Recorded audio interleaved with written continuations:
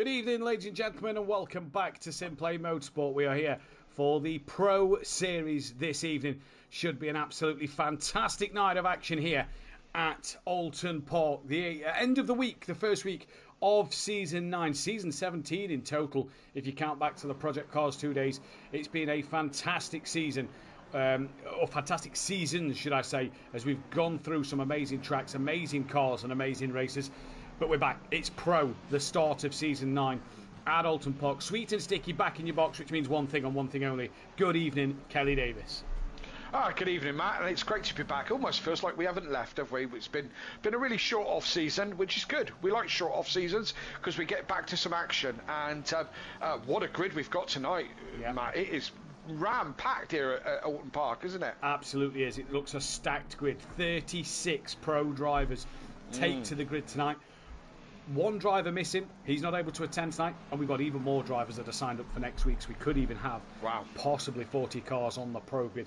This is what we are looking at forward to this season. It's going to be an absolutely stacked year, or back end of the year. 10 weeks this season, which is all that we have on the calendar due to the Christmas and New Year period. The calendar is now up on screen for you all to see. Oulton Park, Nürburgring, Misano for the first night race, Imola's evening race, then Silverstone, Bathurst for an early morning, Spa's the second night race, Kyalami, Kota, and then we end at SimPlay's home of Donington Park. And what a season this looks like it's going to be. I think it's anybody's game this year. We're going to talk more in qualifying one due to the fact we get two qualifiers. We're going to mention some of the cars, the teams, the drivers as we go through Q1. But Kelly, a stacked grid of what looks to be an absolute fantastic lineup of drivers out there. Yeah, and as you say, it's a reset. So this is an exciting part of every season, I think, because the reset is so good. Change of people changing cars, people changing teams, partnerships, so on and so forth. There's some really strong partnerships for this pro season. And you say it's anybody's game. I mean, you know, literally there is probably 10 drivers who could be contenders for this championship, and some new ones who are already proving to be very quick in earlier this week. So it's really exciting times. Beginning of the season is just always just so good. So let's start things off with our defending Constructors Champions then, and we'll start things off with the number one driver at Audio Sport, Ben Ruck, in what is potentially Pro Livery contender of the season right out the gates. He's back, staying in the Lamborghini with Team Audio Sport, and the driver number two, who he's following now with his beautiful Swiss flag on the front of his car, is that of Dan Davis. Same driver lineup, Kelly, different car for Dan now. Yeah, different car for Dan. Dan has had a lot of luck in this Lexus in the past, and thinks he can drive it like no one else. So we'll see. These two, Ben is really hungry for this championship. Came so close in season 8. He really wants this really bad. He's the young gun, the young contender. But don't rule Dan out. Dan is a creature of obsession and competitiveness. He wants another title. He's still hungry. They're going to be a very strong pairing. And of course, we would like to be double constructors, wouldn't we? Of course you would. McGowan makes his return back on the pro grid for the Casuals, as they're now known. He's teamed with Skunky in this one. McGowan in the McLaren. And then we've got Skunky, who is not done a lap time. He's out on track at the moment, actually. There we go. In the dark green and white McLaren. Skunky in the Ferrari. So great to see them two pairing back up together on the grid. They're strong as well. A strong pairing. McGowan and Skunky have both shown real turns of speed in previous seasons. They've been here at SimPlay for quite some time now. I wouldn't rule them out from race wins or even contenders. Yep. Michael Harris makes a return, but in the BMW M4, sticking with Utopia Motorsport. He'll be paired with his partner in crime from last season as well, that of Rob Smith, who comes out of the Ford Mustang and back into the BMW M4. So interesting to see that driver lineup. That could be another one to keep your eyes on this season. We're going with Mezin, or Mezin, sorry. I think that's how he's told me to pronounce it. He has told me he'll correct us if we are wrong tonight. But no Mezin, at the moment, Ford Mustang driver. We saw him in Who Darren Cup, independent only driver in the Ford Mustang. Dominant Who Darren Cup for Mezin.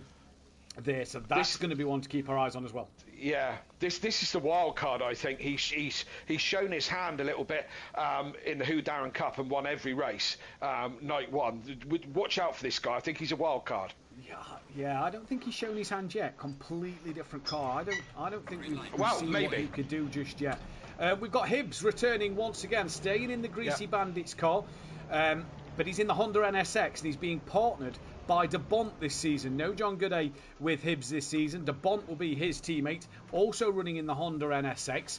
De Bont, we saw what he was capable of in that Ferrari, and we saw what Hibbs could do in the gold category as well. It's an interesting driver lineup. I think it's a good driver lineup. Interested to see what they can do in the Honda, though. Hibbs is a great, solid driver, ex-Pro-Am champion. His first season in Pro was last season, so he knows his way round now. I'm expecting he's a good, solid driver. I'm expecting him to start moving up the order. And as for De Bont, he's been right up there at the sharp end. So, again, a team that's a very decent team, one to look out for. We've got Team GBR of Stardog in his Ferrari, partnered with the Pro-Am runner-up of last season, making his debut in Pro, Vitas. Very quick driver in Pro-Am. Can he find his feet? Stardog back in the Ferrari and Vitas staying in his McLaren. That's an interesting pair in the gold category especially. Absolutely, and in early practice, Vitas looking like he belongs in Pro, doing some great lap times. Stardog's still in there and, still proving that he is Pro material, but probably hoping for a couple of better results this season. We've got De Court then, independent entry in his Ferrari 296, the orange and black Ferrari there. New driver, interested to see what he can do. Mike Matthews returns once again, been here since day number one, and he stays with the SimPlay Racing team. This time, though, being partnered with the AS Racing driver from last season of Patrick Leger. Leger sticking in the Lamborghini. I think that's a good car choice. Mike stay in McLaren, Leger stay in Lamborghini. Good pairing, good car choices for them to both stick in what they're in. Absolutely, and I'm all for sticking with cars if you're comfortable with it. Ligier on loan from Team Audio Sport, all in the same stable. And Mike Matthews, as you said, been around since day one. He wrote the big book of excuses, just in case you didn't know. Sorry, Kelly, going to have to cut you off there. There is a traffic jam at the final corner. Langley was waiting for the cars to go to create some... Leger was waiting for the cars to create some space, and Vitas has just ploughed into the back of him while Leger was stationary. So already drama's in qualifying. Yes, it's all looking a bit Formula One at the end of the lap, doesn't it? To try and get a clear lap. This is a problem. It's a very tight track, Oulton Park, and a lot of cars. But we'll get into that later on. Indeed, we will. Diesch running in the Aston Martin, independent entry. Interested to see what he can do. We've then got Jamal Clouden returning back for Cloud9 Racing in his beloved McLaren 720 S Evo then, and he's being partnered by one of the up-and-comers as well, really. Thomas Cardno partners him. Really good back end of the season, especially last season in gold. Interested to see what he can do this season. Clouden, as we know, is always in the thick of it, and we know he's got a turn of pace, and hoping for some better results. Tom Cardano, or Cobb as we know him from early Project Cars games, he's been around SimPlay on and off for quite a long time. But do you know what? I partnered with him at the last the endurance race that we did on Saturday. Really nice guy, a quiet way about him, and doesn't get very rattled, very patient. Right, things come his way, he could do good things. Could indeed. We've then got a few lap times coming in. We've got Rosowski for Momentum Motorsport, the other, for me, contender for livery of the season here in the Pro. Rosowski for Momentum Motorsport, staying in the M4 and being partnered by another gold driver that I think could be quality to watch this season. That is Keynes in the other Momentum Motorsport BMW. They look a good partnership. They look strong at the endurance event in the M4 at the weekend. That could be a partnership to keep your eye on this season. Yeah, they were running really well. They didn't win it, did they? No. Second place, were they? Second place. Rosowski was in. So again, and Rosowski knows his way around that Beamer. So could be another great team. Yeah, lots of them tonight this season. Eresh for Switzer Motorsport. I believe it's his teammate Schmidt that is the one that is missing tonight's race in the Ford Mustang. Very quick driver, possibly the quickest pad driver we've got now at SimPlay Motorsport, with Hoopert as well, and Overtaker. Carlos returns back to SimPlay after last season. He's now in the M4, dropped the Ferrari. He's an independent driver as well. Class makes a return as an independent in the McLaren. We've then got Kieran O'Reilly, defending champion, running number 1, staying with the Honda and teaming up with the returning Sylph in the BMW M4. Sylph in the M4 excites me, and that is a partnership that will trouble Audio Sport this season. Yeah. That's the one, Matt, that I'm, from when I've got my Audio Sport hat on, that's the one that really worries me. The reigning champion and the season before's champion. What a really strong pairing that is. Yeah, indeed it is. We've then got that of Overtaker back in as an independent this season. He's still running the Ford Mustang. We've got Comar for Racing Soft in his McLaren. Matt Wright returns in the Ferrari after one season in the McLaren. Back at Quantum Motorsport, he's being partnered with the current Pro-Am champion of Glenn Langley, Gary Langley himself. Making the step up to Pro, see what he can do. Not looking comfortable around here. He's been struggling in testing, but Oulton Park is a tricky track. It is a tricky track. You either gel with this one or you don't. I'm not gonna start rating his season on this early and around this track. But I'm expecting good things from Langley. Again, another level-headed kind of guy. Doesn't get too hot-headed. Goes about his business. Quick guy, yeah, quick guy. Sorry, it isn't Schmidt that is the Schwitzer Motorsport second car. It is that of Lojek, who is the other Schwitzer Motorsport car. We've then got Butcher for Blaze Motorsport. He's in new driver again with Castro, Ford Mustang and McLaren for them, so we'll see how they get on. We've then got Bolton making his return. He's come up from Pro-Am to Pro as well. He's in the McLaren, so we'll see what he can do. We've then got DS, who we mentioned in the Aston Martin.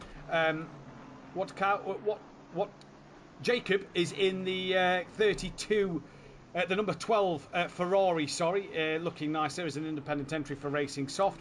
We've then got Brandon Williams back in the Ford Mustang as a solo entry. Did that great start to the season, the Mercedes, dropped off at the end. He's a good driver, really good driver. And who else have we missed at the moment? We've also then missed that of Robert Ramsell, independent driver for this season, running in the 2Cs Mercedes-Benz, and we've got Hoopert back as well, running in the Lamborghini. And you like Hoopert. You're a big Hoopert fan. Mackie Racer, I am a big Hoopert fan. Yeah, I was. I used to love watching him drive in the BMW. He was always dancing around the back end of that car around all the tracks, and I think he seems to drive everything like he stole it. And I believe he is reasonably young. I haven't had the opportunity to chat to him, but he was a terrible culprit for doing donuts in the pit lane. He's my McDonald's entry. We like Hooper. We're glad to see him back. Hopefully he'll do some. He's been at the sharp end quite a lot, so hopefully he'll be able to do some good in that Lamborghini. Yeah, let's see what he can do. We're well into qualifying here. We've only got 2 minutes left at the moment. Just watching some of the guys come across the line. We'll go to number 16 now, because Dan Davis, Audio Sport 1-2 at the minute. He's flashing his lights. He goes and does a 32.4, 32.1. He's done in practice. One thinks that he said in the stream last night in the chat, there will be a 31 in pro qualifying. I'm going to argue and say I don't think we will, because of how tight and narrow this circuit is, and traffic is going to play a big part. You look at that track map, there aren't a lot of gaps to get a 31 out there. No, you're quite right. But no, it's Hooper. Look there, true to form, bangs in the fastest with a 32.3. I don't know, a 31 might be possible. We're only just over a third of a second away from it. But it's going to be a problem round here because of all the traffic. But I was about to say, are we setting a precedent for the rest of the season? Team Audio Sport, MSA. I think they are the four strongest contenders for this championship. I think, I'm going to say this now, and I didn't say this last night, but I don't think we can take a lot away from this track. Not only because it's week number 1, but given the nature of this circuit, I don't think there's a lot we can take away from this week's racing. No, because whoever's on pole is going to have a huge advantage. This track is so incredibly thin and tight. No real straights, not any great overtaking opportunities, and extremely narrow. It's like threading the eye of a needle without 34 other cars around you. So whoever's on pole is going to do extremely well, and that pole depends on if you get a clean lap in the first place. And let's not forget as well, if you are new to watching, there is points for pole position in gold now as well. Gold is its own championship. We'll have overall tables, but platinum and gold are their own championships. We've got what is, and this is brilliant, we've got 23 platinum drivers out there tonight. Sorry, no, we've got 22 out there tonight, 23 in total. We've got 14 gold drivers, all of which are out there tonight. Just double checking. Yes, they are. So we've got a real stacked platinum grid here. Yeah, I think we're going to have to just keep people up to speed on what's changed. Even I'm not sure of everything that's changed since Season 8. So, but that's one that Matt has touched on. So the gold class drivers are now a gold class win. Classed as a gold class win, although the points tables will stay the same up and down the grid. There's some other changes as well, race length and so on and so forth. Tyres we haven't talked about. So much to do. So stay with us. We will get through it as we get to it. So if you're wondering as well what the points mean, the points are scored overall, but there is arguably 3 championship tables. There is the overall table. There is then the platinum table and the gold table. You will get a platinum and a gold champion this year. Unlike last season where we just had the categories, this year we'll be fully down to championship standings in them categories to be crowned as champion. We've also then still got the teams table as always, and this is what I'm looking forward to this year because it's going to bring a different element. We saw it last night where bronze drivers wasn't encouraged to let silver drivers go because they know it overall points will will play a big factor in your championship. As Dan comes across the line now, doesn't go provisional pole, he stays down in second place. Hoopert's about to finish a lap though. Yeah, Ben's bailed, he's gone back to the pits. Hoopert's just coming around the last corner, and somebody spun in the pit lane. I don't know who that is. It's going to take a minute or two for us to get used to the liveries and who's again. And Hoopert does look at that, Matt. Oh, you're right, but only just right. Yeah, see, only just right as here comes Mike Matthews to cross the line. Mike goes into P8, so a good qualifying session. That's a good, strong one. Yeah. From there, we'll get into a bit more about the format of the races as we go through. But a good evening to Chris, Audio Sport, Dr. Dabbing Lamas, Rob Smith, Sebastian in the chat, as well as Peaceful Stepdad, Gary Clarble, Fury's Grandad, Tech Leader, and Sam Williams as well. So a great evening to you all in the chat. Keep your comments coming in. We'll get through as many as we can throughout the races. But what a start to qualifying. Hoopert takes pole, but so does Harris. He crucially gets a point for that gold pole position. So that's 1 point to him already in this category. Absolutely, and as Matt said, keep your comments coming. We'd love to hear your chat and your feedback. We're probably going to have lots and lots to, well, we have got lots to talk about tonight, but throughout the season, please stick with us and please keep your comments coming in. We love to hear from you, and we can react on. Look at that grid, that is just beautiful, crazy, absolutely crazy. What other racing series do you know with that many cars other than an endurance race? Really, yeah, it's mad. Don't go anywhere. It's going to be absolute chaos this evening. Do you think, Matt, that everyone's going to go a little bit steady because they think it's going to be chaos tonight? I think so. I think the nature of this circuit requires a steady hand, doesn't it? Let's be honest. It requires you to really be patient around here. You cannot go all guns blazing and look to dive bomb people around here because it will bite you in the bum a bit more than it would the other driver. So I think we're going to see some interesting fights. We saw it over the last 2 nights, even in the BMW M2s, the small little M2. It will reward patient driving, I think, tonight. I mean, I was lucky enough to go to Oulton Park this year for the British Touring Cars, and it doesn't look. I mean, it's a stunning track to watch, especially down this what you would call the start-finish straight, as it were, because it's far from straight. But the undulations, the bumps, the ups and downs are really quite deceiving on here when you see it for real. And I mean, it looks so much bigger than it actually is. In real life, you go to Donington Park, it's massive, and this still looks like a big piece of tarmac, but it really isn't. So it's going to be interesting. There's not a lot of runoff area. If you get on the grass, you're usually on your way to an accident. So, you know, these guys have got to, as I said, thread the eye of a needle with all the other guys threading the same needle at the same time. So, as I said, don't go anywhere. I think it's going to be an absolute classic tonight. I'll probably be wrong, and it'll be a complete procession now. Have you noticed something, by the way? I've just put in the stats for qualifying. Look where Overtaker's qualified. That is how much this grid has improved. Absolutely, Overtaker, a champion. Well, I'd like to say multiple champion. Has he done it twice? He's only done it once. Only done it once, but he's always been there and thereabouts. Again, as Matt said, he's one of the pad users, one of the few pad users, although there's another one right at the top. So we can't say that a pad is a disadvantage, although I wouldn't want to do it. But it's got to be hard enough round here with the steering wheel. Well, it is hard enough with the steering wheel. It's got to be ultra hard with a pad, is it not? Yeah, I'd say so. I'd say so. It looks a difficult, tricky circuit to get right. Right, the race format, as Kelly mentioned earlier on, it is still the 15-minute sprint, but there is no pit window anymore. It is straight 25 seconds mandatory in the pit lane. No pit window, so drivers can pit at any given time. We'll then go into the qualifying 2, which will be qualifying 2 every week. So obviously the reverse grids will come in from championship order in category next week. Which means that race 2 is now back to 60 minutes with that 25-second pit stop. Again, no pit window for drivers in that one.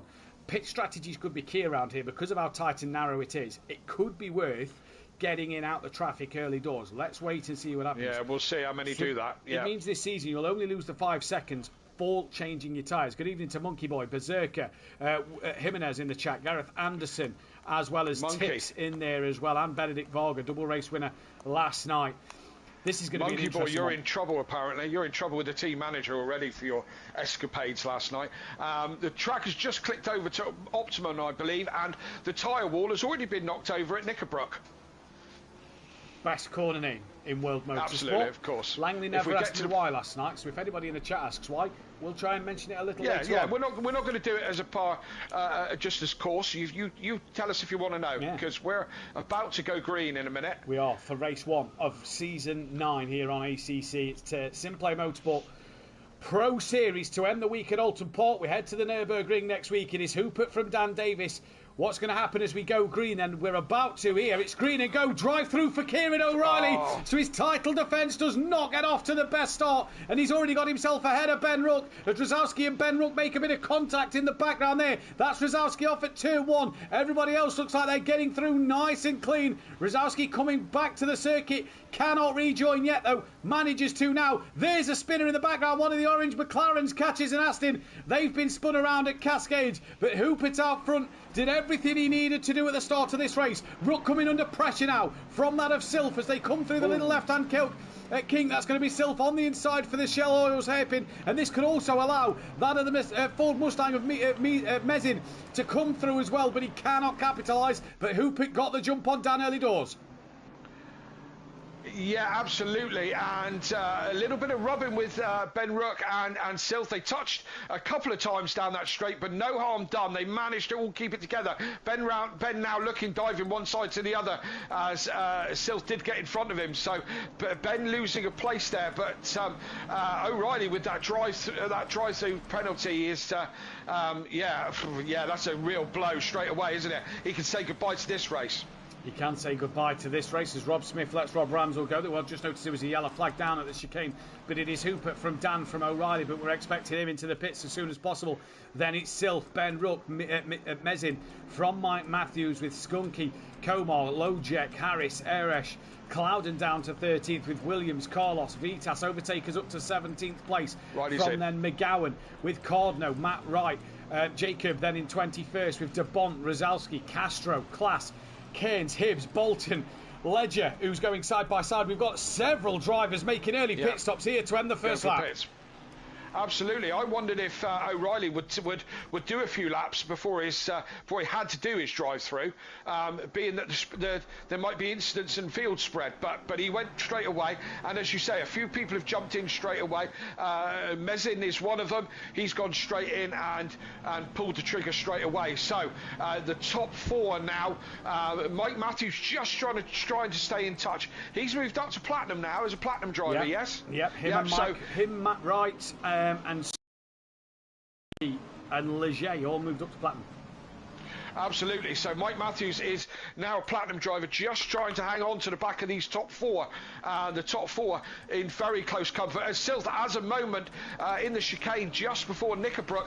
Ben looks down the inside. You're not going to get it done there, Ben, and then has to correct a slide as he gets in a little bit hot to the inside. So, yeah, this is the problem with this track. When you make a mistake, you can't just gather it all up, and you need a real, proper mistake for the person behind you to get in front of you. It's just not easy round here. No, it's not easy at all. Dan Davis not looking that close to the back of Hoopert at the moment. We've got Harris, who's your current gold leader as well. We will try and get gold and platinum interviews in. We're going to keep them shorter and sweeter in the interviews this season, but we're going to try and at least get the race winners of gold and platinum to do a quick interview, at least the winners. So we'll see what happens in that one. Close fight here. No, it's not, because McGowan straight into the pit lane. So who pitted at the end of lap number 1? That was Mezin, Lojek, Overtaker, Skunky, DeBont, Leger, Langley, Cairns and Ramsell all pitted. We've then got another 6 or 7, even if not 8 cars into the pits for their round of stops. Closest fight on circuit at the moment is that between Cardno and that of Matt Wright. Oh, Ben's going in the wall. He's going in the wall. He's managed to lose it on the... I think he bounced off the inside part of the wall, Kelly, because he's then just span around like a mad. He span around like mad there. So Ben, that's nearly an unsafe rejoin on Cardno as well there from Ben Ruck. But Ben Ruck, so the bonus with the drive-through, by the way, for O'Reilly, he only loses 14 seconds because it's a very short pit lane here. So he's not out of this. He'll be in clear air and will also have the pace to get onto the back of these drivers. But for Ben, if that car's badly damaged after hitting the wall, that could be a huge disaster for his first race. And he had to get out of the brakes there because he was about to plough into the back of Matt Wright, who is fighting with Cardino or somebody. But that mistake of Ben Rooks was such an easy one to make, Matt, isn't it? As soon as you get up on that grass along that back straight, you get on there, you're just moving to the scene of the accident, which happens to be a Dirty Gate big wall. Now, if you didn't join us last night, Johnson got hit off at that chicane. Ben's just ended up cutting there. As he was spinning on the grass at that chicane, rejoined, the game had given him a drive-through for cutting that chicane in the most harshest way possible, because he was hit there from behind. To Ben Ruck, would have had to have slowed that down no end to get that one stopped and brought in. Mezin is your current net pit leader, if you will. Yes, that's the one to look out for. It is indeed. You talk about, is he in clean air? He is in clean air. The next car is at the final corner now. That is McGowan. O'Reilly, by the way, he's done his pit stop and has come out ahead of Castro, Ramsell and Class, and he's on the back of Cairns already. So it's damage limitations for O'Reilly, but with drivers now pitting, it's going to be points now. Yeah, points is going to be what is going to help him in this race. Ben Ruxell on the back of Cardno is, I believe, our closest fight on circuit. No, tell a lie. It's DeBont on the rear of Skunky with Leger close to him. In fact, there's a good train here just behind Jacob, all fighting for this position. You can see them queuing up all the way back down to O'Reilly. So O'Reilly staring at the back of a few places here already, and a fight as they come out the pit lane between that of Rozalski. I'm not quite sure who the Ford Mustang is just up the road from him. It's one of the MSA teamed Ford Mustangs. So we'll wait for the timing tower to update there. I believe it's possibly Williams, because Overtaker is just ahead. Yeah, it is Williams. So Rozalski nearly got that one done on Williams there. Mezin still your net pit leader though at the moment. Monkey Boy in the chat saying it's nothing to do with me. Well, that's not what I've been told. You have 1 week back at Team Audio Sport. You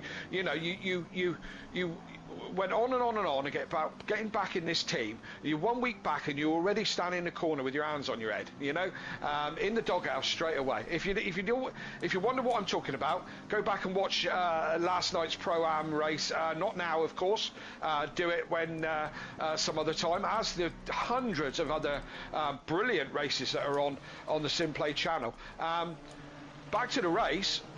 Dave Silth looking a little bit scruffy at the moment. Matt, just got to get those wheels up on the grass every time, just at the bottom of Cascades, I want to say. Well, I'm currently down in 26th place, watching Jacob and Skunky with De Bont, Leger, Langley and O'Reilly all coming through. A little train developing here, and Monkey, I never said a word to Kelly, Dan told him. So before you go pointing the finger, couldn't wait to tell me. Just want to clear the blame game on me there. Rob Smith, is it top 30 that score points? No, it's all the way down to 40th place score points now this season. So top 40 score points. So every driver will bag themselves a point. Stardogs into the pits as these drivers all fly through. O'Reilly now back up into 29th now that Stardog's in the pits. So it's not looking too bad at the moment. Ben's still stuck behind Cardno, but the problem is, Kelly, so hard to overtake around here. It doesn't matter how close Ben gets to him because it is very, very difficult. Extremely difficult. We can't keep emphasising enough as Silth pulls the trigger and goes into the pits. We can't emphasise how incredibly difficult it is to pass here. It's absolutely madness. And so track position is everything, and that's why I say that O'Reilly's race is ruined, because he's only going to get up so far behind. Same with Ben. Track position is everything. Mike Mathew still running in a high position in fourth. Not that he's not capable of that, but he is also in the right place at the right time. Yeah, and this is the bonus for Mike. He's obviously now in third because Silf has pitted. It'll be interesting to see where Silf rejoins in terms of this massive train that we're watching at the moment, down behind Jacob, car number 12. With Skunky right behind him. This is for 24th place on circuit at the moment. You got to go late now, you Matt. Would you go late now? 6 minutes to go. Yeah, you go late. Let's say you're Mike Matthews, for example, and you've got 6 minutes left to race, third position. You've got to go late, haven't you? I'd look to go late. I really would. Yeah, I would too. I think it's probably the best decision. We'll see what happens there. Damn, there are many people racing. Indeed, there are 36 cars here. As this is O'Reilly having a look up the inside.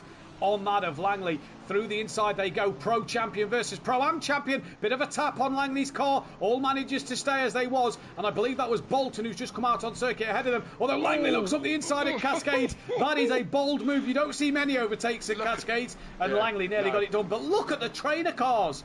Yeah, look at him as O'Reilly's having a look up the inside. I believe Ben's had another problem, Kelly. Sorry, because Chris has put in the chat, and again, same corner. So I believe Ben has potentially had another moment. Indeed he has, because he's dropped behind Rob Smith now. The car doesn't look badly damaged, but yeah, back to that queue of cars. And it is a real queue. And all these drivers, as I said, there's points all the way down now. We're early days with the championship. The likes of Ben and O'Reilly need to still score points, as many points as possible. So none of this. Whoa! As we have Bolton round. I don't know if he touched. Yeah, I don't know if he touched the back of Ligier or what, but Langley avoided as well. Yeah, Langley avoided it. Well, Langley's led him back through, Kelly. So might have done. Did Langley tap the back of him, maybe? I was on board with O'Reilly, and all of a sudden I saw Langley go shooting to the left on a right-hander and Bolton round. So yeah, that could have happened that way. It's difficult to tell. I'm just trying to watch it back on the stream, because the stream, I know it's already done by the time I got there. But as you said, Langley has let him back through. Again, there we go. They go tumbling down the order. Yeah, indeed they do. Cloudon's got his former teammate of Overtaker on the back of him. They've got a header to court because of the fact he's been into the pit lane. Hoopert's got fastest lap of the race. Dan Davis has been in the pits and has came out, it says, ahead of Hoopert, and he is ahead of Hoopert. What has happened to Hoopert? Because Hoopert's lost out to Mesin and Silf and Dan Davis. So Dan, on for a net lead, hates British circuits but leads this race. Yeah, trying to warm his tyres at the moment. I don't think he's just doing it to show off. But, had a barren spell last season, so he'll be looking at good results every race. Hoopert must have had a poor pit stop. Must have missed his marks or it's got to be something, because he's lost a heck of a lot of time. He's well behind Dan and Silf in this one. And, yeah, Dan had to be warming tyres up there, because that would have been not intentional blocking, but that would have been blocking the way he was weaving it. I've not seen Dan in the pits, so I'm wondering if this is his out lap, and that's possibly why he's getting them tyres up to the correct temperature and pressure. It is a cool day here at Oulton Park up in Cheshire, as we've got Vitas, Butcher and Rook into the pits. Yeah, you say that for mid-October, 15 degrees. I know that's what we're kind of having. That's the kind of weather we're having. But I think it's still quite mild for the time of year. But anyway, it's not raining, so that's something. But Monkey Boy in the chat saying there's a lot of lawnmowers out there. Now, don't start, Andy. Don't start that. You would think Ben was driving a lawnmower the amount of time he's been on the grass tonight, but he's not. So, yes, we'll try and refrain from the lawnmower comments for as long as I possibly can. Monkey Boy's just jealous he's not driving it back in season one. I've been going through all the old streams and watching them all, and got to see Monkey Boy in the Acura. Oh, who's that off? On the inside line. There was dirt kicked up on the inside. There is. As we say, it's actually pronounced Acura. We've been saying it wrong all this time. Well, there's one of them on the grass, and it's De Bont, who's just gone off at turn one and is in the wall. He's got big front end damage. You see the bonnet slightly lifted, so he's dropped down a lot of places and has got bad damage on that Honda. Who mentioned lawnmower? And away it went, straight onto the grass. I'm sure that's not the case. Algorithms and all that. I think Andy's just jealous that he's not driving one. But he's got the choice. I still jealousy. Let's see what happens at the moment, though, because so far, Dan Davis is pulling away from Sylph. Mezin not really in this fight for the front, 2.9 behind. Hoopert's still got fastest lap of the race, 1.5 back from him. Then it's Eresh. Carlos is P10, but we've got Mike and Diaz in the pit. So where's Dan Davis going to come to Mike? Mike was running just behind Sylph, so if Mike jumps Hoopert in this one, that'll be a bad loss, because Mike's coming off the pit limiter very soon, and it's easier to get through turn one out of the pits. Mike's off the limiter now. Here comes Hoopert. Hoopert's done him.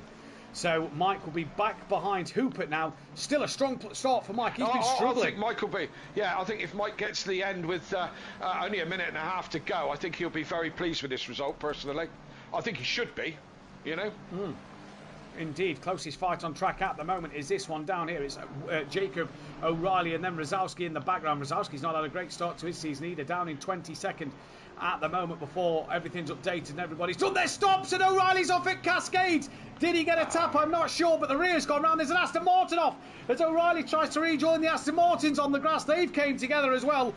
So through the gravel goes Kieran O'Reilly, and his race one, defence of his season, goes from bad to worse. I thought he got lost there for a minute because he was trying to struggle to get back to where he should be on the track there for a minute. So, I mean, you know, as I said, you're going to have to write this one off. But he is still scoring points. He is indeed. So we'll wait and find out what happens as this race goes on. O'Reilly will only score a handful of points, not the way he'd wanted his championship start this season at all. Komar has started the last lap in the pit lane. We're not expecting him to come out in the lead of this one. But this is going to be an interesting one to keep our eyes on. Watching the battle for 9th and 10th at the moment. Closest fight on track between Vitas and Clouden, with Williams just in behind here. So Overtake has dropped off the back of these and lost out to Williams somewhere on the circuit. But Vitas, your current gold leader, so will take a race win outright for gold as well in this race. So a good start to his season. Pro runner-up last year. And is up there ahead of Jamal Clouden. Very quick driver, and we know what Clouden can do on his day. Absolutely. So, yeah, Vitas having an absolute stonking first round, you know, coming up from Pro-Am with a great showing inside the top 10 and the fastest gold man as we speak. I mean, the battle, they're still close. Sorry, Kelly. Just saw the yellow flag of Bolton. Don't know if he unsafe rejoined in front of Rob Smith, but he's caused a bit of damage to his and Rob Smith's car. And as he gets it spun back around, that's going to give a handful of drivers an extra place here. It gives to Court. Sorry, mate. As well. Yeah, Sylph and Dan just came together. Dan slow through the chicane, and Sylph just tapped the back of him. No harm done, but they are in close company. Is this the last lap? This is the last lap of the race, yeah. So Dan is on to try and get this race win, but Sylph was 0.6 of a second behind, so he's closed that gap through the first sector, through the middle sector, should I say. Obviously, 5 tenths now due to the tap, but Sylph's not giving up on this one. No, not yet. Dan just looking to see like he's starting to struggle a little bit. Gone very deep through, God, whatever that corner is. I did learn all the Druids, thank you. Went very deep through there, but he's only got to hold on to it for one more corner. Reasonably easy one to defend. And it looks like it's going to be the Baron season. The Baron period is over for Dan because he's going to take the race win, very closely followed by Sylph. And the new boy's going to come in third place of Mezin. Yeah, what a Mezin, race. Hoop at P4 Yeah. with fastest lap. Mike Matthews, a solid Yeah, P5 very there. solid. He will be over the moon with that result. Vitas wins in gold then as well. It's a great win for Vitas in the gold. Cardno 14th ahead of Harris. They'll be on the podium in the gold category as well. Lojek P16 from Skunky with Jacob P18 ahead of Razalski. That of Leger, Cairns, Hibbs, Castro, DS, Ramsel, P25 in his Mercedes. Then it's Butcher, Langley for 27th place with Rob Smith 28th, just ahead of Stardog. Then McGowan, DeBont and O'Reilly nose to tail across the line in the Hondas. Then it's to Court from Class with Bolton, and then Ben Rook last place. Oh, that's not a good start to his championship. I laughed just a minute ago when you were doing that because I switched over to Hooper and he was doing donuts. You know, in true Mackie style. So, yeah. I think he can't help himself, that lad. Yeah, so that's funny. Ben Rook, or Chris Rook saying in the chat, new record for Ben, no points scored. Well, he does get some points, but they are the worst of the points. But he does get some. What a terrible start to his season. But it's early days. Indeed it is. We'll be back in a few moments' time with race 2 and qualifying 2. Don't go anywhere.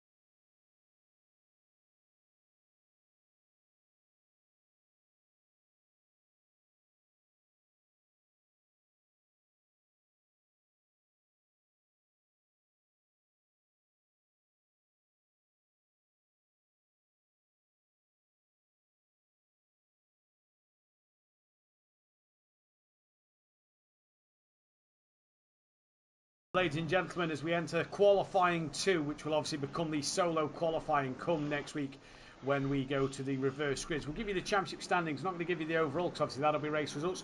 We'll give you it by the 2 classes. So the Platinum class, Dan Davis leads from Sylph by then Mizin, Hoopert, Mike Matthews, Eresh, Komar, Carlos, and then Clouden is a few more points behind Carlos than what he would normally be. That's because Vitas, your gold winner, finished in between the pair of them. So Clouden is 6 points behind Carlos, not the traditional 3. It's then Williams overtaker, Matt Wright, Skunky, Jacob Watawak. We'll try and get his name right for the rest of the season. Yep. Rozalski, Leisure, Diaz McGowan, DeBont, O'Reilly, Bolton, Ruck, and then Schmidt, who's not here tonight. And in gold it is Vitas, who has got an even bigger gap over Cardno due to the fact of where they finished overall. The gap is 16 points in that championship. From Michael Harris, Lojek, Keynes, Hibbs, Castro, Ramsel, Butcher, Langley, Smith, Stardog, DeCourt and Class. And what I like about these classes, Kelly, is this is what could win you gold or lose you platinum.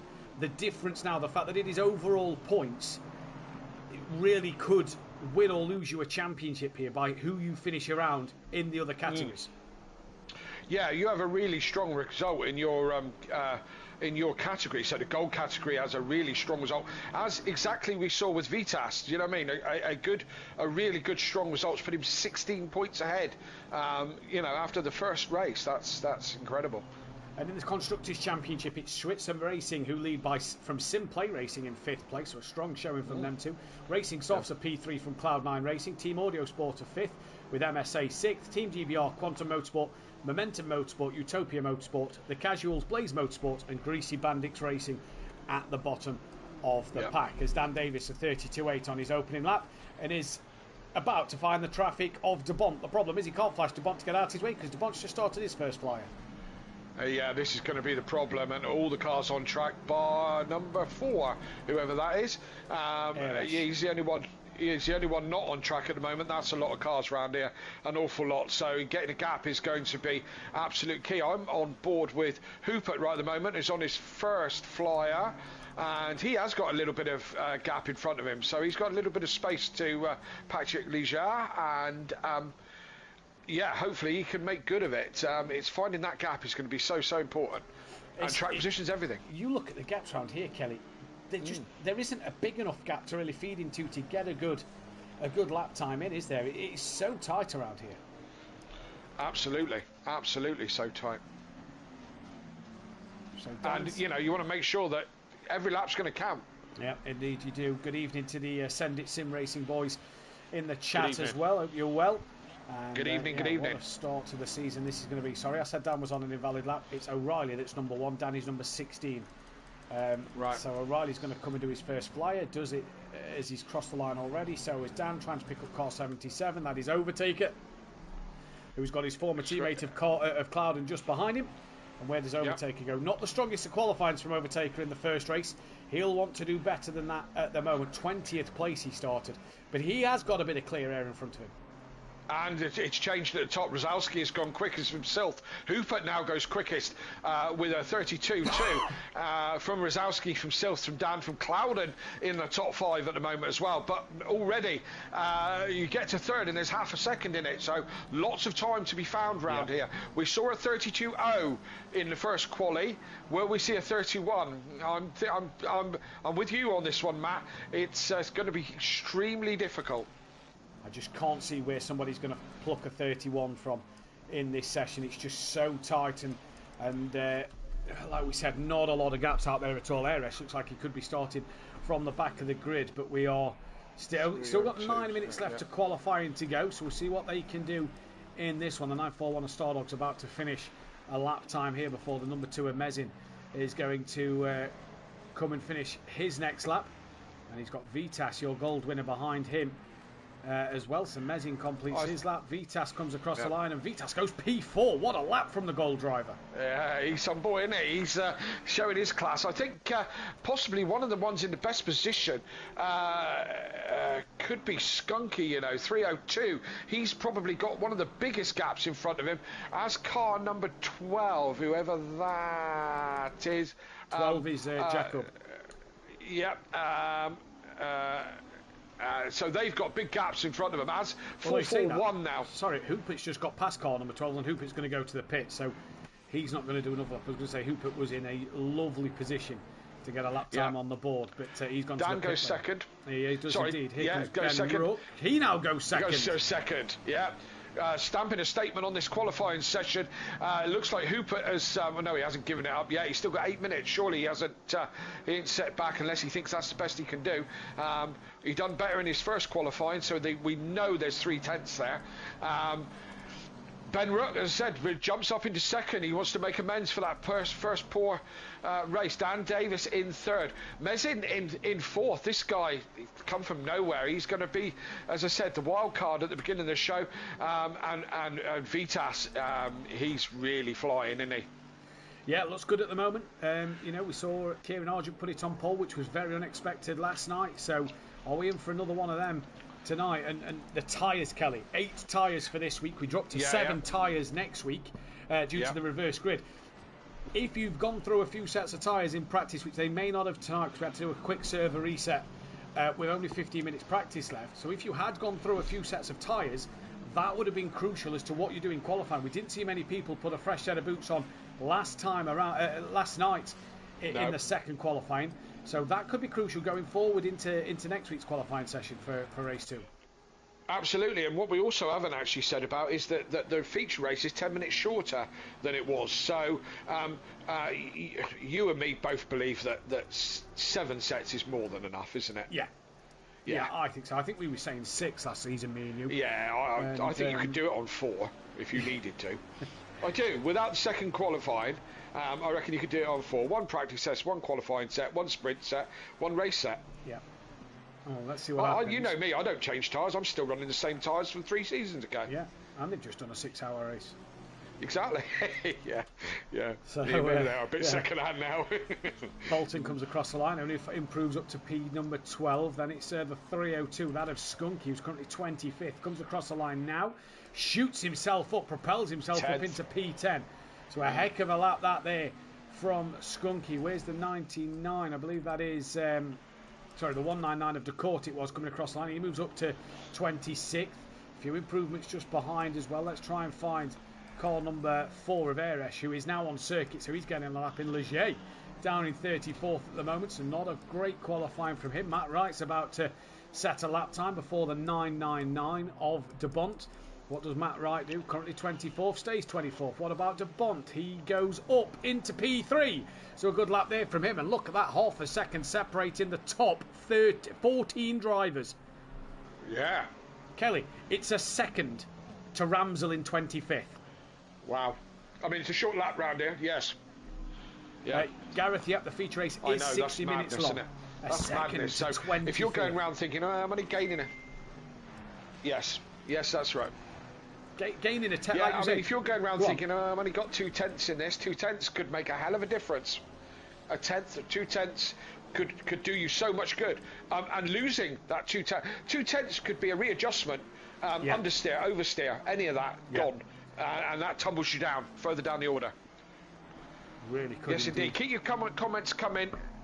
Keep your comments coming. We love to hear them. We will get through them. We haven't quite got as much time as we probably usually have most weeks, being the new season. We've got things to tell you about and things to mention a few times.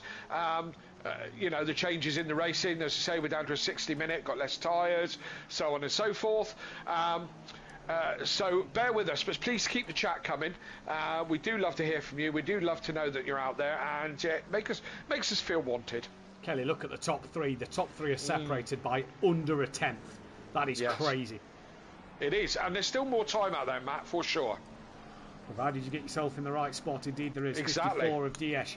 Next car to come to a line on what looks to be a valid lap time at the moment. Then it's car 4 of Eresh, who's put a lap time on the board. Nearly 1.5 seconds separate the top 34, by the way. That's how close that one is, as it's now the top 26 separated by a second. Scrap that, it's now the top 27 that are covered by a second. It is absolutely crazy here at Oulton Park. As Berserker says, the level is really high. Indeed it is. Kelly's phone is blinging like a madman in the background. Do you know who that is? No. That's DJ Phil. Oh, lovely. for some unknown reason, DJ Phil is sending me. Well, DJ Phil, if you are listening, please stop so we can stop the blinging in the background. Yeah, pack it in. Do you know what I'm going to do? I'll tell you what. I know what DJ Phil's probably saying. He's probably on about talking about Christmas. Do you know what? Funnily enough, no. Oh, okay. Because he keeps messaging me to talk about Christmas on streams, and I'm not going to do it. It is only I'm excited 11 about weeks. Christmas, don't I you? know you are. It is only 11 weeks to go, but I'm not going to mention it. We did really well last season, so we're not going to do it this year. You didn't mention Christmas. Well, I don't know. Apart from the fact you've become a part-time commentator and you're going to New Zealand for the final, because you're missing the final 2 weeks, you know. So yeah. No, I hope you have a great time out there, Duke, because I know you enjoyed it last time. Oh, absolutely, yeah. Thoroughly looking forward to barbecuing on Christmas Day. That's going to be absolutely fantastic. In New Zealand you going? We're starting the trip in Wellington, which is the capital. We're staying there for about 5 days, and then we're going up to the Bay of Islands, which is at the very top of the North Island. So New Zealand on the bottom of the world, where we're on the top of it. So that means that you're closer to the equator. So the Bay of Islands is the warmest part of New Zealand, and we're staying up there just outside Russell, which is the original capital of New Zealand. And I can tell you all kinds of stuff about New Zealand, but I won't bore you with it because we are racing. There'll be plenty of weeks to talk about New Zealand. Indeed there will. Fury's granddad says, I'm still here, Kelly. PN trains of course you are, super fan. A tight thing those times. Gareth Anderson, unbelievable times, splitting the whole grid of Berserker. Imagine you're only 1.6 seconds from first and it makes you finish dead last. Well, let's take a look at dead last. I've been there, my friend. That is Jacob, who is 1.6 seconds off of first, except when you've normally been there, Kelly, you're probably not normally 35th. No. If I'm 1.6 off the leading pro, I'd be extremely happy that I was in that close to the front. So yeah, I would be in last, but probably with about 3 seconds, if not more. And as I said, Fury's granddad there, number 1 superfan, followed by PN number 2 superfan. No, number 3. Peaceful Stepdad's number 2. Sorry. Yeah. PN, sorry, number 3 superfan. Them two have been here from day number 1. Long-term supporters of the channel.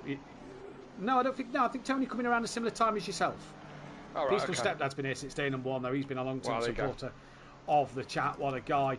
What a group, what a community we've built. We've got 32 people currently watching the stream. If you haven't already, hit that thumbs up button, subscribe if you are new. We've gained, by the way, since Saturday, 39 subscribers. So that is a massive effort.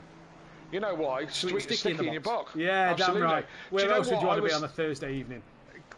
Exactly, and that was on a Saturday. How much more exciting is that on your day off to Sweet and Sticky? And I was having an absolutely brilliant event right up until I got in the car. Yeah, I was happier in the comms box for sure. Indeed. I was actually a little bit gutted when I had to leave. I missed you in the comms box, to be fair. I miss you too. Me and Phil carried the flag though with interviews while you was gone. We had quite a few people in for interviews throughout that, which was great to have. It really was good. I chatted to Ben and to Silth and a few others, and it was absolutely brilliant to do it that way. And I missed you all. Just at that point where I crashed into the pit wall, I certainly did miss being in the comms box. So it was a good event. You can see it back like you can every race on SimPlay, and there's been some absolute corkers. As we come towards the end of qualifying, look at Tony doing the promotional work in the chat. What a guy! Oh, what an absolute guy! It was great. You don't get anything further for being number 1 superfan. There's not like a trophy for it. Do you know what I mean? You get our love and respect is all you get. As here comes Airesh. And that's all anybody ever needs. Top 16, half a second. That is crazy, by the way. Airesh moves up to 9th, gets a little bit closer. The 441 of Hooper.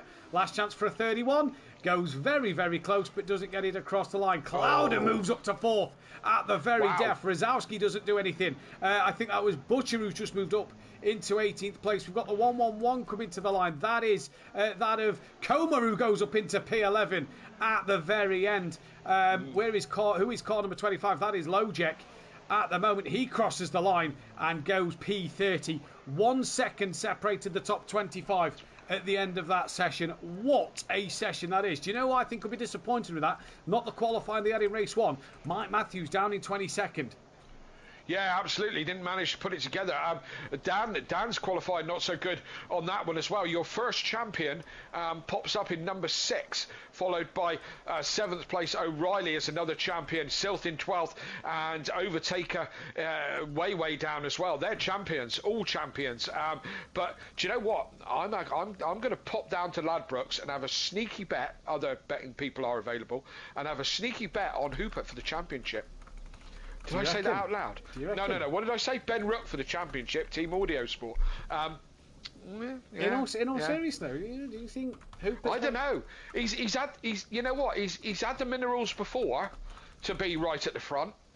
I don't know. Maybe the BMW. We've said this about the BMW that he was driving. The BMW is a weird car, and you've agreed with me. You get to a point with it where you can't seem to get to tune it or make it go any faster. You hit a brick wall with the BMW. And I think maybe Hooper has found something in the Lamborghini. But as I say, he's no stranger to the front of the grid. Without my Audio Sport hat on, I'm thinking Hooper is an outside chance for the championship.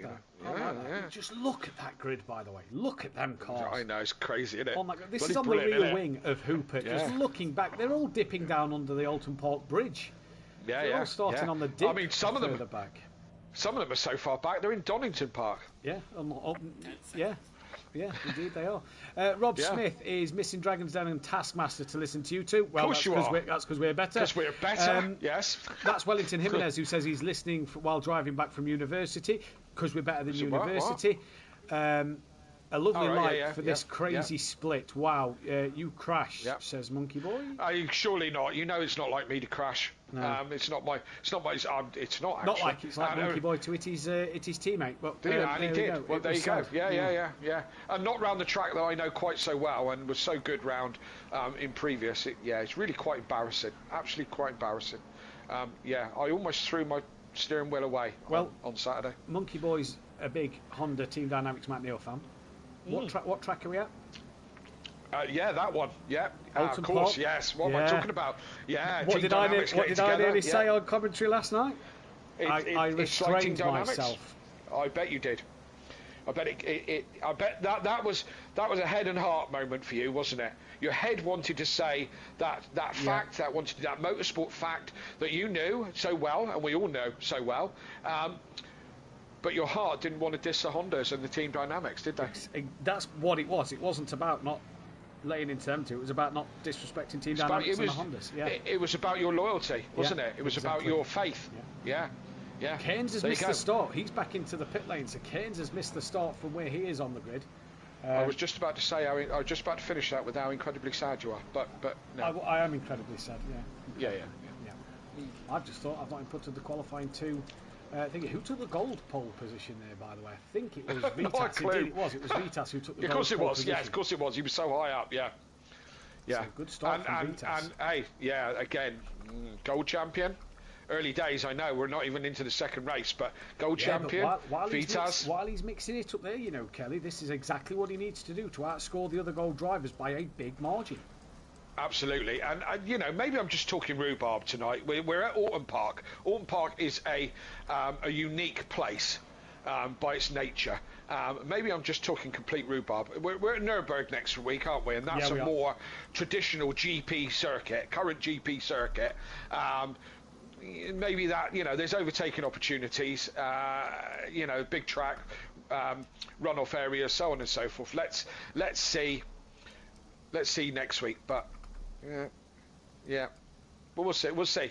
We should do one of those closed envelope things, shouldn't we? We should all. Well, certainly you and me, Matt. Just write down some names and put them in an envelope.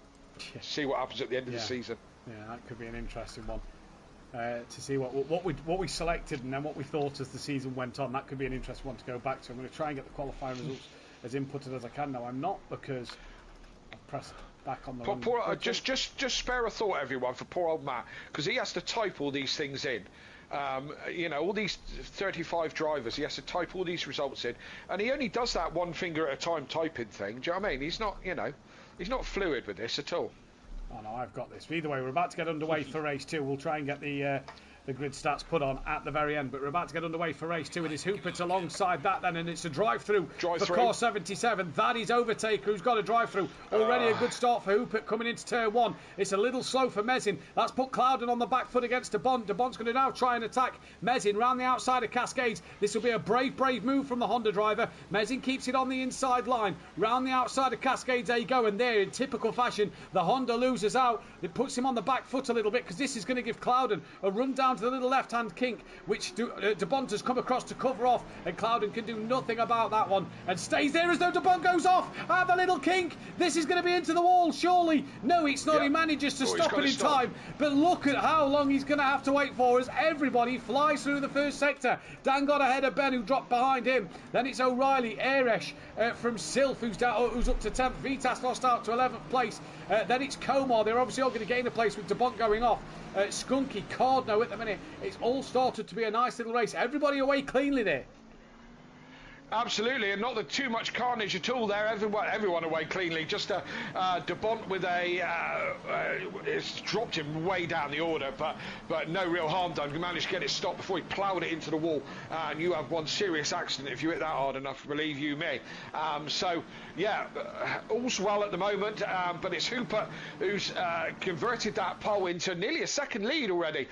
He's out in front. Long way to go. So there's 60 minutes in this race, but track position is everything, and all he's got to do is keep it together. Yeah, it's an interesting one. Dan's already giving Clouden a flash of the lights as they come down towards Old Hall Corner for the second time in this race, and through they go. So Benrook's 5th from Kieran O'Reilly, Brzezowski P7, Eresh P8. Then it's Sylph, Vitas up to 10th, Comar 11th from Skunky. Skunky has a look at him towards Cascades. We'll jump back to the rest of the order in just a moment. Skunky doesn't get that done. Cardno 13th from Williams 14th. And it's Bolton, Carlos, Leger from Lojek. Mike Matthews up to 19th. Then it's Rob Ramsell running in a solid P20 for him. Diesch from Hibbs with Matt Wright 23rd. Castro in 24th. To Court from Stardog. From Langley, from Butcher, from Jacob, from Class, Class is actually going up the inside of Jacob, and he gets that job done. Harris from De Bont, who's off at the kink again. So he's done the same thing twice in a row. That'll give Cairns a place and may give Overtaker a sniff of an overtaking opportunity. De Bont back on without hitting the wall, and McGowan boxed at the end of lap 1. So an interesting choice to pit so early. Absolutely. When you run off where De Bont did on that back straight, as it were, before you come down to the hairpin, as soon as you start to drift out there and you touch the grass, you know you're going out on the grass. It's just so unavoidable once you start getting out there, isn't it, Matt? Yeah. It's like it pulls you in, and that you can't bring it back. And yeah, well done though to De Bont for not putting it in the wall twice. Williams has just got past Cardno in the background. Is he paying for his own damage? Sooty Apex is in the chat. There we go. Hello, Matt and Kelly. Well, good evening, Sooty Apex. Cardno loses out to them. That is Bolton, who he's just lost out to, and that's Leger around on the exit of the final corner. He can get that one turned around because he's facing towards the grass. And we've got a fight down here between one of the BMWs. I believe that is Harris, and it is. He's looking to get past Jacob. Was on the podium for gold in race 1, gets past Jacob. Jacob's going to think of having a look back up the inside into turn 1. No can do there for Jacob though. So Leger's now had a moment. Down the order he goes. Did Skunky come out the pits? Skunky didn't do his stop. We've lost Skunky from the race. Right, okay, I don't know what happened there. That's unfortunate. Hopefully, it wasn't. It wasn't a quit, let's hope. It was just a problem or whatever, but a shame nevertheless to lose anybody. Good evening to Sutty, another ex-Audio Sport driver and a SimPlay legend. The Sutty Send It, as we've used many times in the past as a reference to a ridiculously crazy dive bomb down the inside. Yeah, indeed, it's going to be an interesting one in this race to see what's going to happen. In fact, did we lose Gowney? Because I've just read a message in chat that Rob Smith may not be able to finish this race. No, it is definitely Gowney that's gone because he was in the pits and he's no longer there at the moment. Clouden just holding up Dan. That's allowing Rook to get onto the back of Davis here. And we'll see if the new number 1 driver can get through. Closer fight happening down there between Carlos and Cardno at the moment. Look at the field spread. I know. It's hardly any. Hardly any. at all. There's just one long train. It's like playing Snake when you get to the later levels. Snake. Back on the old On Nokias. your Nokia. On your Nokia, yeah. Target reference there for Mathew. Starting to show his age, bless him. Definitely. Hey, yeah. Nokia. Ben On your 6210. Ben wouldn't understand what Snake on a Nokia would be, would he? No, he wouldn't. No. He wouldn't understand what that game was at all. And that's how we used to get by with games. We didn't have touch screens. Absolutely. You have absolutely... snappers. You have absolutely no idea when I say ZX Spectrum. Not a clue. You know, so Not a clue. There you go. There, generational. First generation gamer. That's me. I was back there at the Atari and Pong. You were playing Tiddlywinks way before then, I have no doubt. Mate, I was talking, I'd never played Tiddlywinks. Oh, who's that going slowly? That's Hooper. Hooper's had an absolute moment, Matt, because he's been mugged by the top, coming up 4 as Ben Rook sticks one down the inside. I don't know what happened to Hooper, but he made a right royal mess of it because he's lost like 5 places. Yeah, and Ben's got through as well now, so Mezin leads this race from Clouden, from Dan Davis, from Ben Rook. It's then Hooper who's P5, but Hooper coming straight back to Ben Rook here, putting the attack on him straight away. So was that a similar mistake to maybe what he did in race 1? Dan bouncing all over the grass there as he's lost out to Cloud a little bit in this race. So a great job at the moment from all these front runners. Hooper with the early mistake, just going to try and keep our eyes on as many battles as we can. So if you see a fight on the circuit, one big battle. It's one big battle, but if you see a fight happening on circuit, please let us know, as it looks like Matt Wright's got ahead of Rob Ramsell for 19th and 20th, because that says Ramsell's in front and it's not. Matt Wright now is, but Ramsell coming under pressure from that of Castro in his Ford Mustang. Ford Mustang as well, we haven't touched on this. Yeah. It's had a bop change. So it's lost 11 kilograms in weight, but it's gained a 20% restrictor for this week. Yeah, absolutely. Now there's a car that's not going to be used hardly ever again because it's had its wings clipped very severely and is a lot slower than it used to be. In the chat, we've got 3210 from Sutty. I said 8210. I'm sure that's a Nokia as well. And ZX Spectrum was awesome, says Rob Smith. Oh. You sound like a first-generation gamer as well. As Ben Rook has a moment, Hooper can't capitalise, but look at O'Reilly having a bit of a champion's look round the outside as they come to the chicane before Knickerbrook, but it ain't happening there, my friend. You know, as before race 2, you said Hooper for this championship. I'm going to say this. I can't call anybody for this championship because I think one little mistake this season, you could tumble well down this field. And this season is going to hurt you. I think this is going to be one of our closest seasons we've had in a while. Vitas on the back of Rysowski, gold winner and gold pole sitter for race number 2, with the fastest lap he got in race 1 for gold. So he's currently flying up in P10 at the minute. The next driver in gold is that of Cardno, but a few places back at the moment. Gap starting to fan out now. That track map looks a little bit more space on it somewhere, but it is there. Traffic, I tell you what, we haven't spoke about traffic. Traffic was horrendous last night.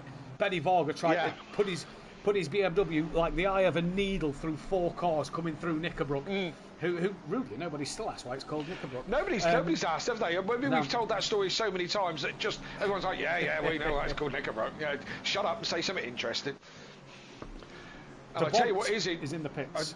I tell you what is interesting is Hooper is all over the back of Ben Rook like a cheap suit. I tell you. That off? Sorry, Kelly, somebody's off in the background. That's the McLaren of Butcher. So that's allowed a few cars in the background to get through. Absolutely. Oh, and that's Ben Rook with a mistake, the same mistake that Hooper made, and Hooper punished him for that mistake in the chicane and goes in front of him. O'Reilly. Oh, Clouden's had to cut the chicane. That's Clouden who's cut across the chicane. Not sure if Dan gave him a tap or something. Doesn't look like there's any damage on the car, so Clouden's made his own mistake. Dan's giving him a flash of the lights. Dan wasn't ahead. Clouden has yielded that time, so it's back to where it was between Dan and Clouden. So nothing gained there for Jamal, but Dan looking racy. But Clouden was on the back of Mizin as that was happening, Kelly, while he was talking through what happened to Ben. So, I mean, Dan to have given the position back, there must have been some Dan didn't give the position back. Clouden was in front. Right. No. Oh, I beg pardon. Right. Okay, so he hopped the chicane and managed to stay in front. Okay, I'm back on the same page, back in the room. They're going to quickly have Hooper gaining on them. Rook fending from O'Reilly with Aresh and Silf right behind him. This is going to be one heck of a season to commentate on this year. You are absolutely going to be entertained this season. You're not going to want to miss a single piece of the action. Going to drop down to the back part of the field now. Harris is on the back of Diaz, who is in his own right on the back of Stardog, who's only 8 tenths off the back of the court. And these are the types of battles we're going to get. All right, Oulton Park's a tight, twisty, narrow, short circuit. It may be a bit more spread out come the Nürburgring, which is a little longer in lap. Just under 2 minutes, if I remember right. 150s, I think it was. 140s, maybe. Yeah. I can't remember now. Yeah. A little longer in its lap. But yeah, what a race this is going to be here tonight. This is fantastic stuff already. As DeBont's done his pit stop, Cardno is now in. Although Cardno's got a red internet spike. I wonder if he's had a disconnection. Yeah, could be.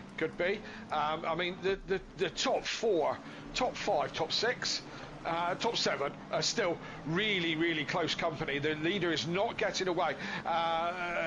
Midson with a great start to his SimPlay career with 3 wins in the Who Darren Cup, is now going on to stamp his mark in GT3. But long way to go. We're only 10 minutes into this race, and already I am sweating like a fat kid in a cake shop. Yeah, and what a start to the season it has been so far. It's been absolutely fantastic to see. By the way, Dan Davis becomes now the most tied most successful driver at Oulton Park with Mezin, as that is Carlos, who's just spun Williams around for 13th and for 14th and 15th. Williams has bounced off the wall. Can he get it back going? Believe he will, but he's got to try and rejoin as carefully as he can. Eresh and Silf attacking each other down to Cascade. Silf looking around the outside, can't get the move done there. Car number 12 is into the pits, it looks like, with the yellow flags. That could be a return to pit lane for him, and Harris still within a 10th. Look at the train of cars here, and this is all sat behind. No, it's not Carlos. Sorry, that's all sat behind Rob Ramsell. As that happened, Hooper had a moment into turn 1, which put Ben Rook back in front of him.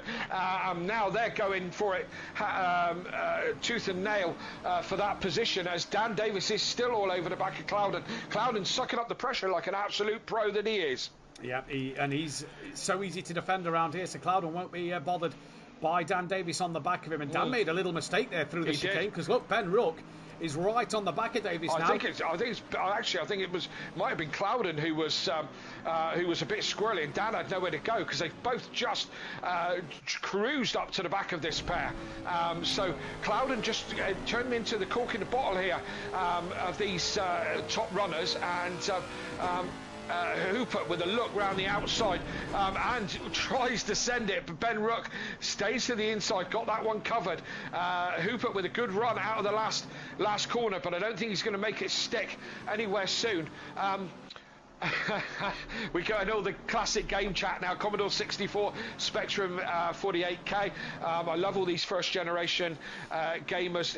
Daley Thompson's decathlon means absolutely nothing to Matt.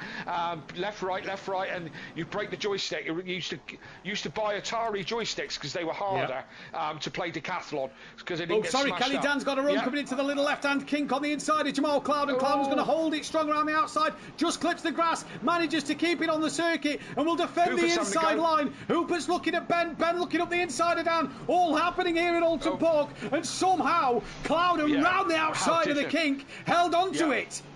How did they manage to keep that all together? I think Dan probably gave Clouden the respect he deserves, because that is not the place you want to go side by side. Clouden not giving this one up. He's not rolling over and playing dead on this one just because he's got the champion crawling all over the back of him, and he is crawling all over the back of him.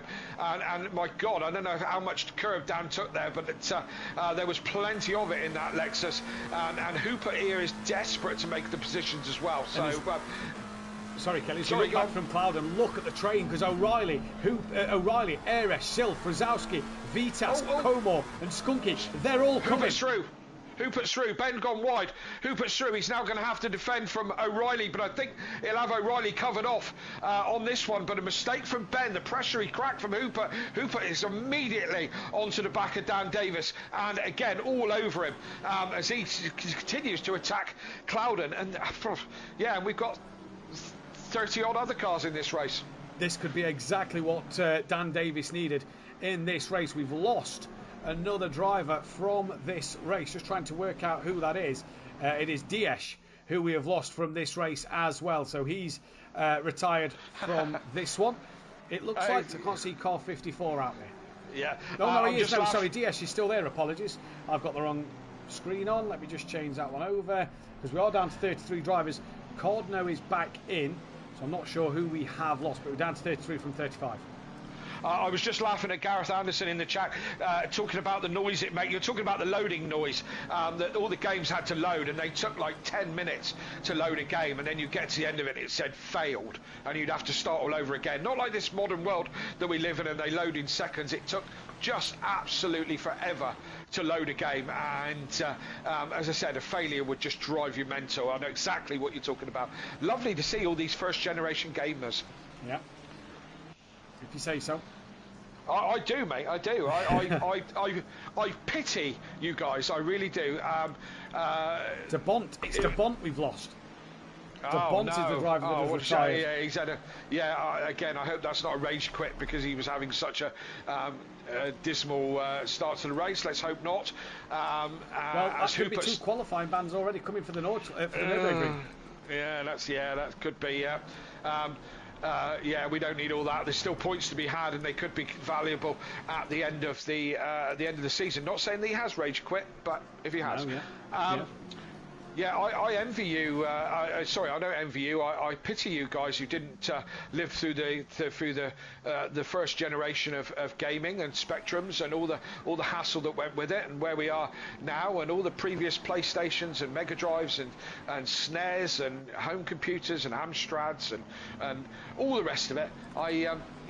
You missed out on so much in life. I'm sorry, Matt. I really am. You're fine. You're absolutely fine. So we've lost 2 drivers from this race in Gowney and De Bont, but look at this. Clouden, Davis, Hooper, Rook, O'Reilly, Ayres, Rosowski. Sylph has pitted. That could be a great option from Sylph. The last car has just gone past and is at Cascades. As Sylph is now coming out the pits. Who is the 56 that is in the pit lane? That is Williams in for his stop.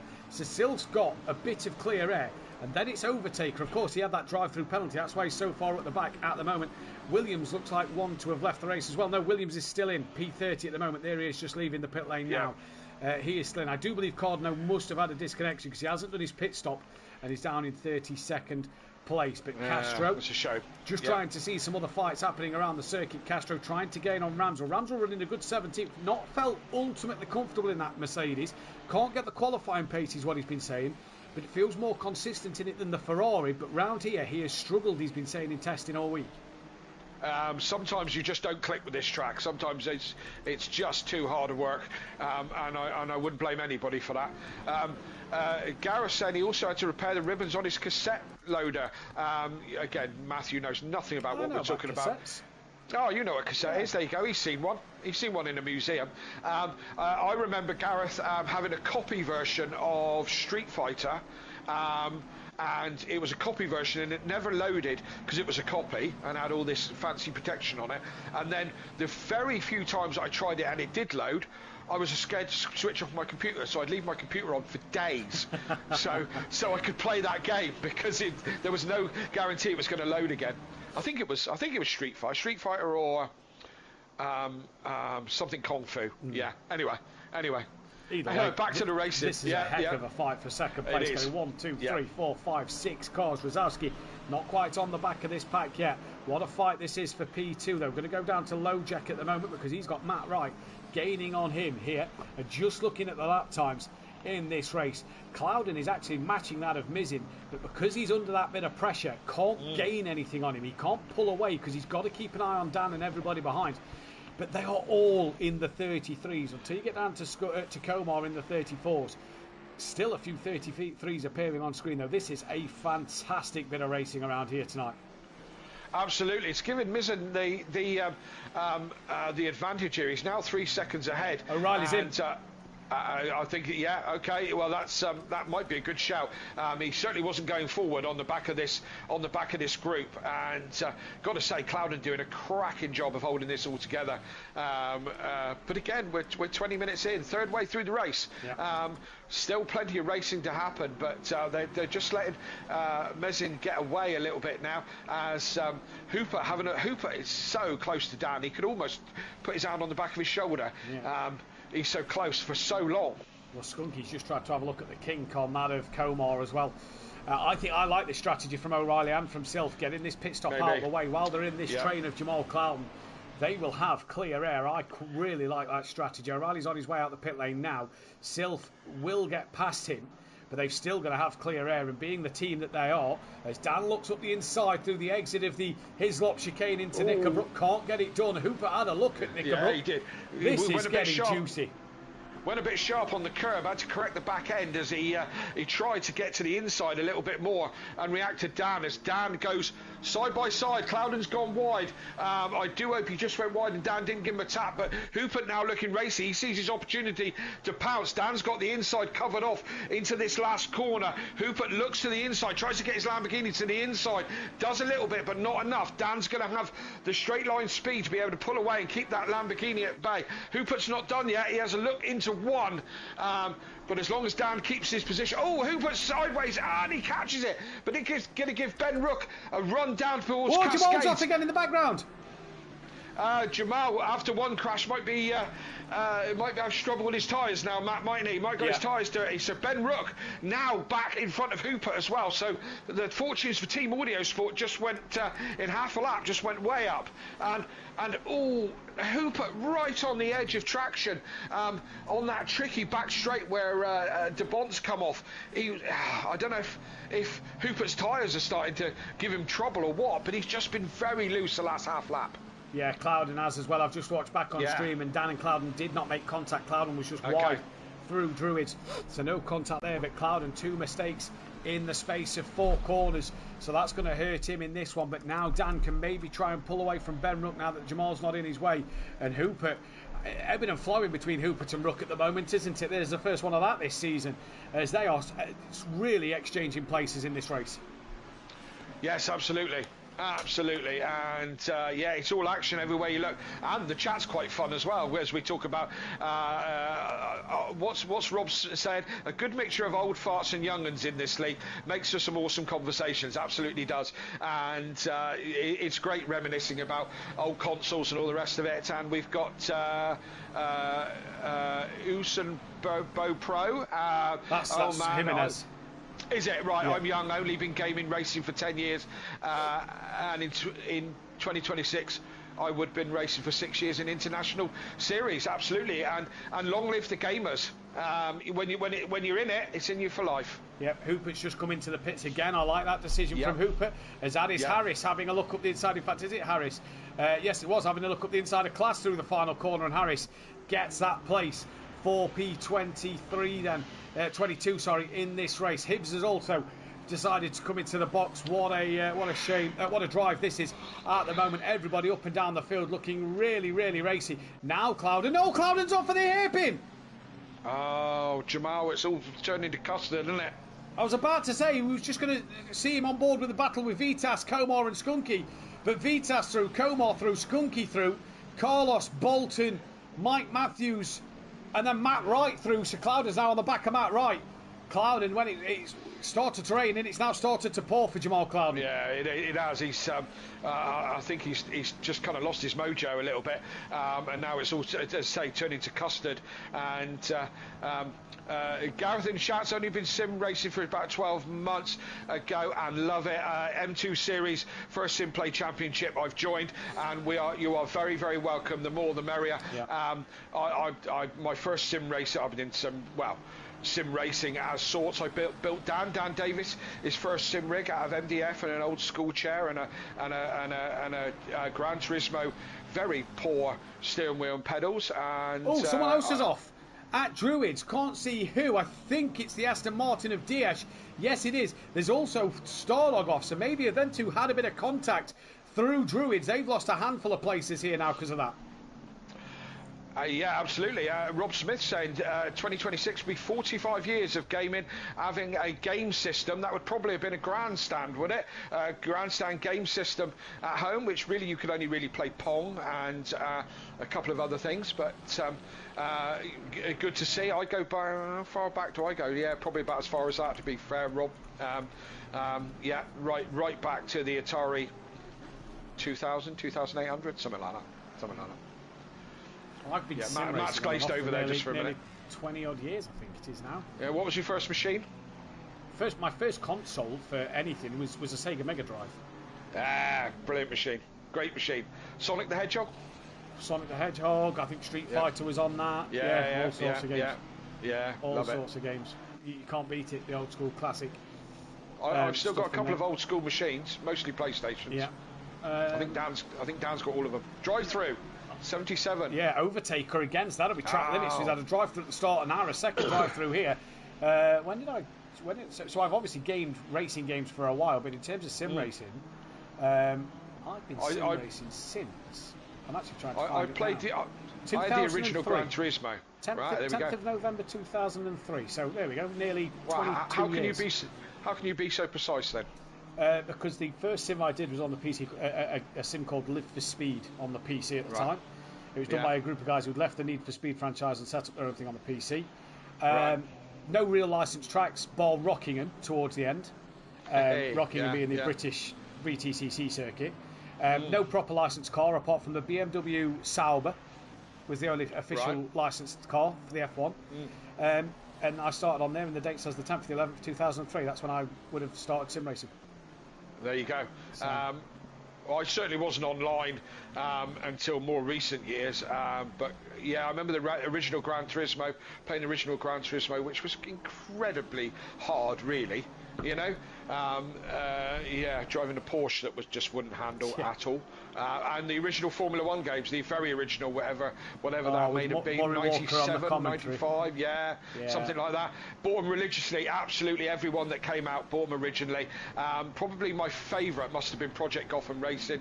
Absolutely loved that race. That was back when I could actually beat Dan from time to time. Not often, but I could. We've had a few pit runners here. Hoopert's still with fastest lap of the race. He's now your net pit leader in 16th place. And he's on the back of... I'm not sure he's on the back of, actually. In fact, no, has he been on by Sylph? No, he hasn't. So I'm not sure who Hoopert's on the back of here. It's Jacob who is a lap down. Yeah. So yes, indeed. So he's the highest pit runner at the moment, which he would have been because he pitted from 4th place. Who's that off? That's Jacob off at the chicane. He just had a spin. Yeah, just had a spin. So quite a few yet to stop. So Ben must have had a moment, mustn't he? Because he's tumbled down the order. He's in the pits now. That'll be Wyckoff. I don't know if he tumbled down the order before that because he was behind Clouden. I don't know what happened to Ben. Chris, if you're out there, Chris, tell us what happened to He may not have just crossed the timing line as others have passed him, and that's why he's tumbled down. Could be. Mike Matthews is also in the pits as well, and we're watching a fight for 25th between DeCourt, Hibbs, Butcher and Cairns, which looks like it could be a tasty fight. TOCA touring cars, what a game. The only downside to that game didn't have Matt Neal on it. No, that's the game that I built down Simrig for, an actual sit-in Simrig instead of trying to make it fit onto the table. That and Colin McRae Rally 2 was the first game I played on wheel. Great game, Colin McRae Rally 2, where you used to get all those little Easter eggs and stuff like that, where you could get abducted by aliens and stuff like that. If you pulled into the right lay-by, you could get abducted by aliens. And this was back in the day as well. I used to play TOCA 2 with a few friends and my brother, where you could do 4-player, and it had put 4 little squares on the screen, and each square was your car, and that's how we used to game back in the day. None of this online. 4 squares on a screen, and that's how we used to race each other. We used to play a lot of Crash Kart, which was Mario Kart, and of course Dan would win a lot over me, his mum, and his sister. But we used to play Micro Machines as well. Do you remember Micro Machines? What a great game that was! Racing across kitchen tables and stuff like that. That was brilliant fun. Micro Machines. It was little Hot Wheels cars, wasn't it? Yeah. And you looked down on them. You weren't in them. Yeah. Brilliant. Hibbs then having a look at the back of DeCourt. Maybe he was defending a little bit there from Butcher, actually, because he's not as close to DeCourt coming through that chicane as I thought. We've got O'Reilly gaining on the back of Sylph. I'm interested to see this Hoopert-Sylph O'Reilly pit stop strategy here, because yes, indeed. Although Dan's got a bit of clear air now, hasn't he? I suppose since he's got past Cloud, he's gained on Mesin. He's taken a couple of seconds out. No, but he's taken a couple of seconds out of him. It was nearly 4 seconds. He's down to 1.5 seconds. So you was right about Ben Rook, because I'm just looking at his pit stop. He's came out 28th. Yeah, I so think he's definitely had a moment somewhere, Kelly, because he's behind Cairns. Yeah, Chris hasn't updated us. I don't know where Chris has disappeared to. Yeah, again, Gran Turismo comments from Gareth. Gran Turismo was the game that had the XJ220. That was an interesting car in real life as well. Loved that car. Gran Turismo was the first game that I realised that if you don't drive it like you stole it and try to go flat out in everything, if you actually braked 4 corners and apexed them and stuff like that, you went faster. That was the first time I kind of learned that. Before that, I was trying to drive everything like a boy racer, like I was trying to drive everything in life at that point. Mezzin into the pits as he's Skunky, watching the fight between Clouden and Williams. Clouden just gets a poor run from the chicane. This gives Williams the outside line coming down towards his lops. There you go. Ford Mustang a little bit hampered in a straight line now. Can Clouden hold on to that inside? He can. Has to use a bit more of that curb, but I think that's compromised him. Williams gets through and gets that move done. Now then, at the moment, that was for 19th and 20th, but race leader has done his pit stop. Where is Hooper? Just coming towards turn 1. Mezzin's off his pit limiter. Where is Mezzin? There he is. And Hooper is going to go right around the outside. He'll have the inside line for Cascades. And Hooper just gets the job done now. Takes the net lead of this race back. This could be a great strategy for Hooper. Undercut on Mezzin, which could mean undercut on Dan, depending when Dan pits. But he's got traffic. If you look at the track map that Dan is gaining on. Yeah. That's exactly what I was about to say, almost word for word. Hooper has obviously had a great run since he's come out of the pits. Dan was just 1.5 behind Mezzin as he went into the pits. Now, as I said, I was just about to comment before that all happened. What does Dan do? He's coming up to traffic. Surely he wants to get out of that. He's in pit. There you go. Answers my question straight away. Let's now see where he ends up. He's going to want a quick pit stop. He's at box 1. It's all 25 seconds, so it will be 25 seconds minimum. Yeah. So, but that still means you've got to hit your marks and not repair any damage and not change tyres. Tyre changes now only cost you 5 seconds. Don't forget. Yeah, and of course he wants to attack the pit in and on the power as soon as the car's dropped, and he's still sat motionless at the moment. You'll know when he's going because he goes green. He's gone green now. So has Dan Davis just taken the lead of this race? He's off his pit limiter. You bet your bottom dollar he has because he's already off his limiter. And Hooper only comes to the line now. Oh. Dan is ahead by a country mile, but he's now in the traffic. How? So he made up a second and a half. Where is Mezzin to Hooper is well over a second now, and as Mezzin starts to look a little bit scruffy, to be honest. Well, I'm going to be interested in seeing these gaps Dan to Hooper. It's about 5 seconds. You know what it takes 5 seconds to do, don't you? Change tyres. Change tyres, yeah, absolutely. So what are you saying? You thinking that? I think Hooper's took tyres. I don't think Dan has. Right. Well, we'll find out, no doubt. But we know this can be done on the tyres. We know it can. You know. I don't know around here because in all testing all week, Kelly, a lot of drivers have been complaining, and last night, and in the M2s, the curbs around here cut through these tyres a bit harder. You get a loss of pressure in these tyres. So I wouldn't be too sure on that one, Kelly, because I feel that. And Dan's Lexus, Dan said it himself before we went on air. He was struggling to get 4 or 5, 6 laps in before he'd possibly have a pressure loss. So if Dan's not changed tyres, that is interesting. Yeah, maybe. Okay, yeah, maybe. Yeah, as I say, Oulton Park is a bit of a unique beast, but I don't know. As you said, Dan said he had problems with tyres. I was going to say maybe he's waved a bit of Yoda type setup magic on that Lexus, and been able to run it because it runs quite hard on the curbs, doesn't it? The Lexus. We'll see.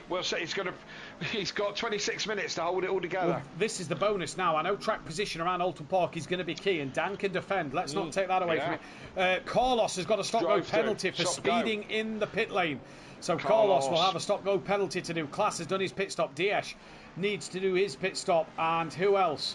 Cardno and Jacob down the pack need to do their stop as well. Hoopert's DS has just let Hoopert through without any problems whatsoever. He didn't have to, that was for position, but he did. So Hoopert without the headache of a slower car in front of him. Not really for position, is it? DS obviously knowing he's got to do his pit stop. I know what you mean, yeah.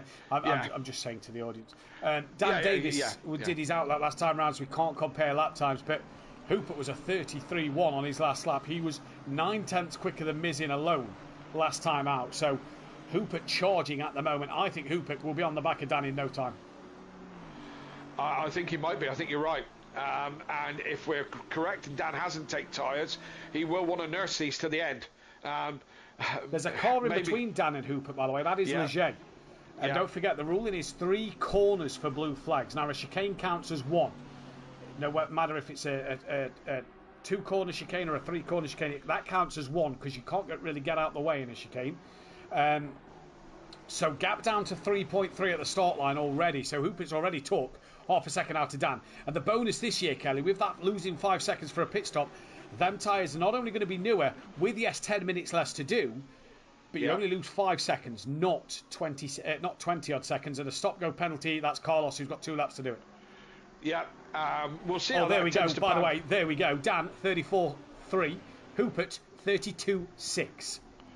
Okay, he's catching fast. There's going to be a showdown at the end of this race if they manage to keep it all together. We will see. Clouden stuck to the back of Williams, by the way, back here for 14th and 15th. He's really stuck to the back of him. Tries to chuck the nose up the inside of Cascades, and Clouden couldn't get that one done there. Daylight Dollar short. Tricky there. Very tricky. You don't really see touring cars overtake at Cascades, never mind a GT car. Exactly, and the GT car is a bigger beast. So yeah, as Patrick's having a bit of a wobble out of Knickerbrook, who still nobody's asked about, and that gives Hooper an easy through before he had to worry too much about the blue flag. So what was it, 3.5 as they crossed the line? I wasn't paying attention. Hooper is clearly closer, and he's hunting Dan down, so it's going to be a showdown. I won't be surprised if he'll catch him in the next 5 or 6 minutes, if that, and then we've got a 15-18 minute showdown to see if the young pretender can put one over on the seasoned pro. Van Montfort has just said closing the gap is one thing, but passing is something else. Absolutely. As said by the late great Murray Walker, who in the week last week would have turned 102 years old. And how we miss Murray Walker. We miss him. Carlos has got to do it at the end of this lap. Yeah, we do miss him dearly. He also said that F1 is if backwards, which wasn't one of his finest moments, but he did tend to sometimes say some very random things. But hey, don't we all? Because when you think of the modern F1, there's always a lot of what ifs. So absolutely. Murray was onto something. He was ahead of his time. I think it was heat of the moment kind of stuff. Yeah, it probably was. I condone that because I have took some absolute rhubarb in this comms box over the years, and I'm sure there's plenty out there will say absolutely you have. And for me, it's all the fun of it. So Hooper again getting closer. Oh, as he has a moment into Knickerbrook out on the grass, that's going to lose him valuable seconds. That was a bump over the curbs. What's happened here? Sorry, Kelly. I just turned away from Clouden, as you were saying about Hooper. I come back to Hoopert. Clouden and I think Williams have made contact because they was both slow at the hairpin, and Matt Wright went, you know what, thank you mama for the carrots, I'll have the pair of you. Absolutely, and one mistake can be punished very badly around here. And just back to the chat, and we've got what's he Bob Pro Bo, who is who did you say that was? Van Montfort. Sorry? Van Montfort. Right, saying that I saw a 220 at Castle King. That's Rob Smith who said that. Sorry, drive-through, Patrick Leger, drive-through penalty. He was struggling, to be fair, so probably for track limits. Sorry, the one up from that, fun fact that this VX220... that's Jimenez.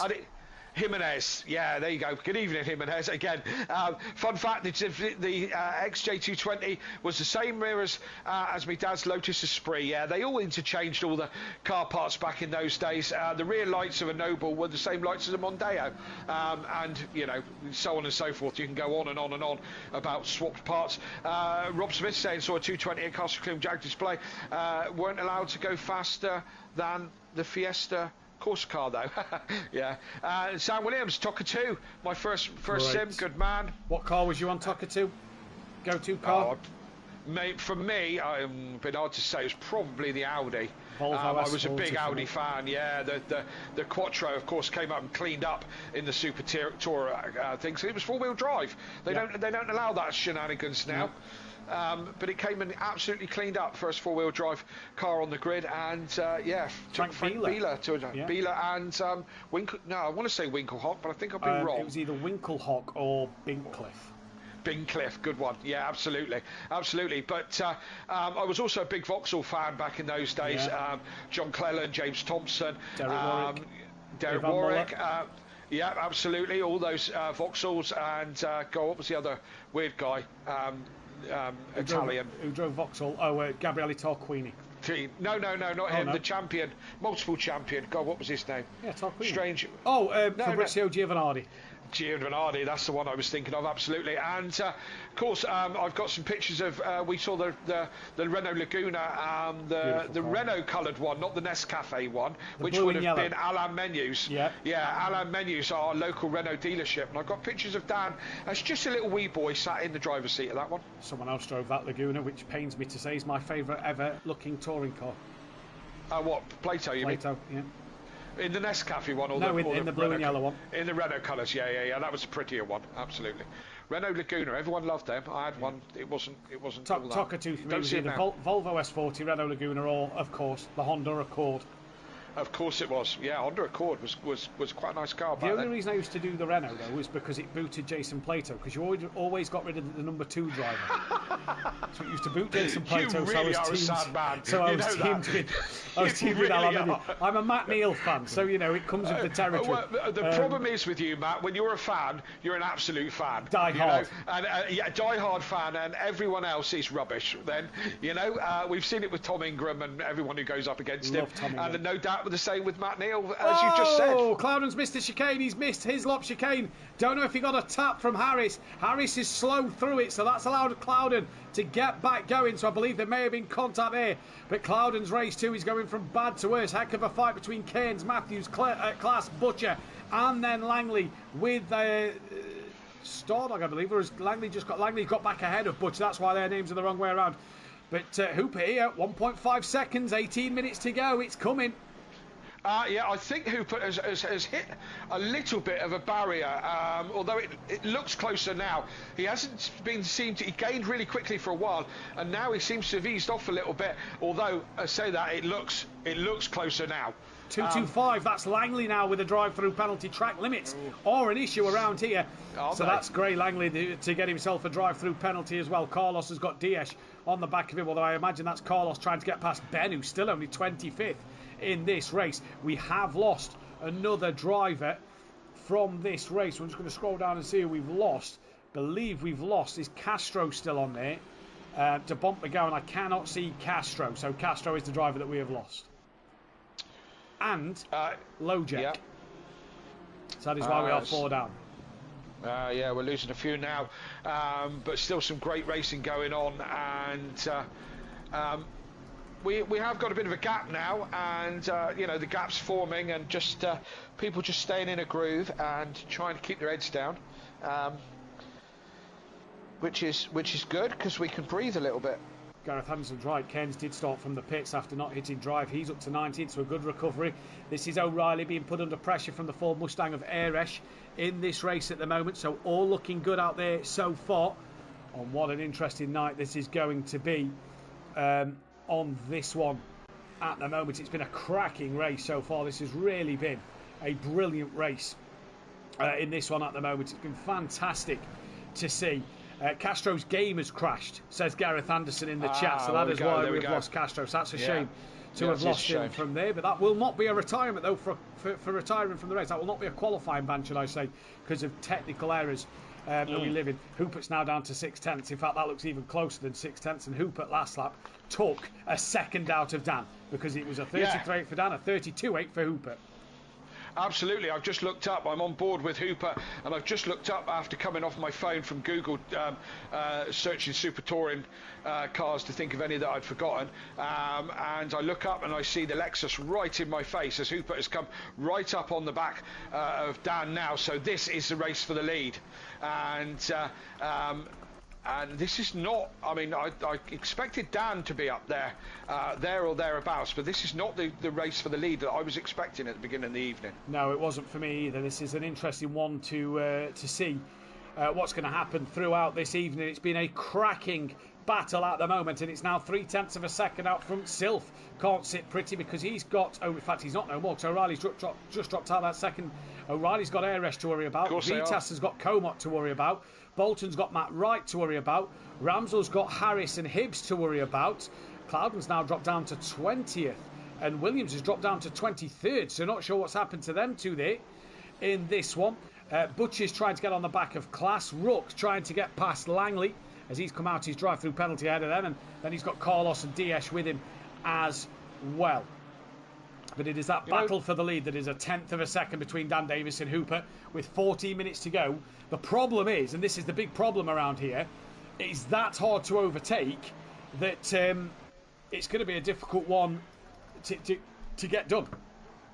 Absolutely, absolutely. That Hooper is so close. I'm actually beginning to quite like that Lexus to look at. You know, it's actually not. It's quite pretty.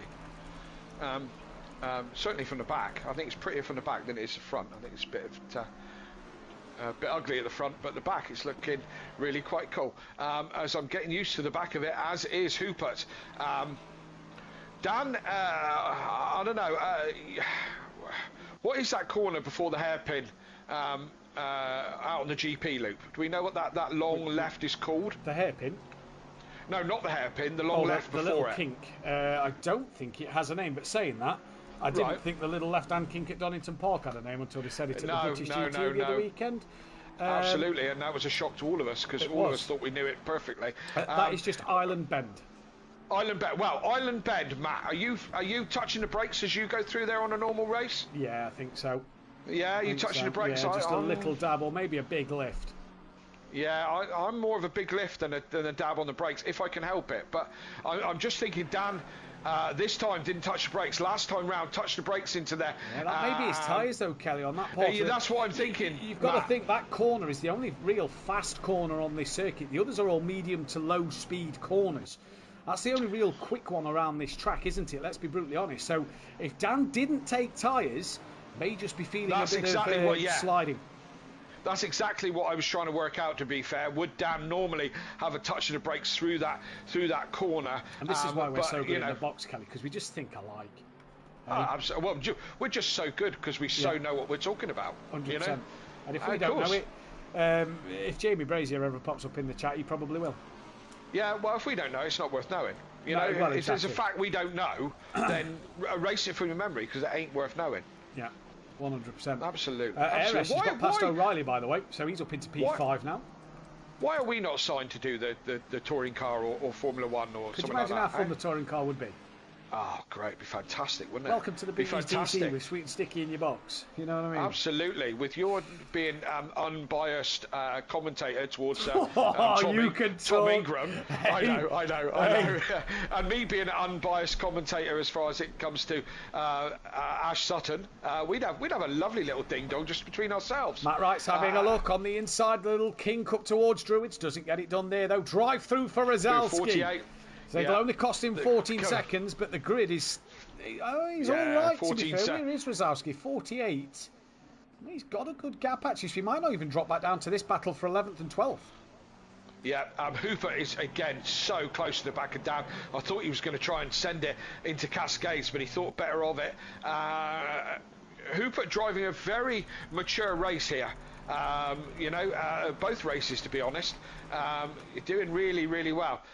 As he's just for a minute didn't get the same traction as Dan out of the chicane, out of the earlier chicane. I must brush up on these corner names. I thought I knew Oulton Park very well, but not as well as I thought. This corner they come down to now, this Druids one, this double right, which is a tricky corner, Matt. Am I right in saying? Yeah. For everybody, you know, even Dan moans about this one because it's a double right. You double apex it. It's very easy to run out on the out onto the grass on the outside. Is absolutely electric to watch the cars through there. Absolutely electric. Watching the touring cars through there and negotiate that. I mean, it's a lot bigger between apexes than you ever think it is. You know, standing on the inside of that corner. You think they come, like, you know, just really one after another, but there is really quite a gap when you're doing 100 and something miles an hour through there. Yeah, indeed. Look who's come to play as well. Mizin's on the back of Hooper, who has another look at Dan. Dan has definitely not taken tyres in this race, so he's tried to think strategy and track position. And 10 minutes left. He's got to. It's so easy to defend around here, Kelly, but he's got to defend it. Hooper goes very high. Inside. Hooper's gone very high to avoid the back of Dan. That allowed Mizin to have a look. Couldn't get the job done. Dan is struggling on these tyres, I feel, compared to Hooper to Mizin. And track position is key around these kind of circuits, and Dan is doing just that. Hooper, though, gets a great run out the corner. Lexus, though, can use its straight line speed down this hill. Yeah. Absolutely, and Dan is exactly what he wanted. Is what Mizin is doing now. He's giving Hooper a hard time. Hooper's got to look forward and backwards at the moment, because as soon as he opens up a gap, Mizin is in there, right in there, really quickly. So is Dan playing this as his strategy? You know, Dan wouldn't be afraid to take this as a strategy. I'll defend at the end, over, you know, to have track position. Indeed, that is the case, and it's a good scrap, though. Yeah, at the moment, here comes Hoopert, still on the back of Dan. Mizin having a look as well, and Mizin getting close, Hoopert getting close. These are literally, they are pulling each other along. Dan is the lead of this train, and they are being pulled along by Dan Davis in this race. So what will Dan be able to do? Can he hang on for 9 more minutes? Because them tyres are just going to get worse. Or as Hoopert has another slide through turn 1, holds on to it, though. Brilliant. Yeah, I'll tell you what, Silth could just about see this battle in front of him, so I wonder if he's is standing on the gas trying to bring himself back into play. You know, if he can get if Silth can get himself close to this, who knows what could happen. 2 of these could go off quite easily, and you pick up another place and on the podium. But this is still anybody's race here, but Dan with the advantage. That being track position, of course, as we are into the last 8 minutes, and this is where you're defending for your life out in front, and you're just wishing the time to go so much quicker. Almost starting to play strategy on if you can time it, so you don't have to do as many laps. You know, at the end, don't go over the line at the right time, but hard one to engineer. Hard one to engineer indeed. Hoopert's got to find an opening here, and he's almost got to get alongside Dan in a corner, just by a nose, just to open that door, and that's what he's got to try and do. Matt Wright's on the back of Bolton a little further down. Hooper wide and went up, bounced over the curb. I thought he was going to lose the back end, but he collected it all up with no real harm done. But another Larry moment from Hooper. Hibbs has got that of Cairns and a Court on the back of him. So Cairns doing solidly to start from the pit lane. He's P14 at the moment. To Court has lost out through the chicane massively there, though. Then it's Mike Matthews being put under pressure from Jamal Clouden. As Clouden has a look to the outside at the Hislop chicane. Harris is on his own, so I'm not sure what's happened to Harris. He's lost out massively to Rob Ramsell, who's got Brandon Williams with Langley, Carlos, Ben Ruck down in 26. Not the night for Ben at all in this race. No, one to forget. We have got the drop scores if it works out that way for him. Silth has taken, when I looked before, taken half a second out of this lap. He seems to have, no, he has. It's much, much closer. He is reeling these in, Matt. He's going to be in this by the end of the race if it goes on at this pace.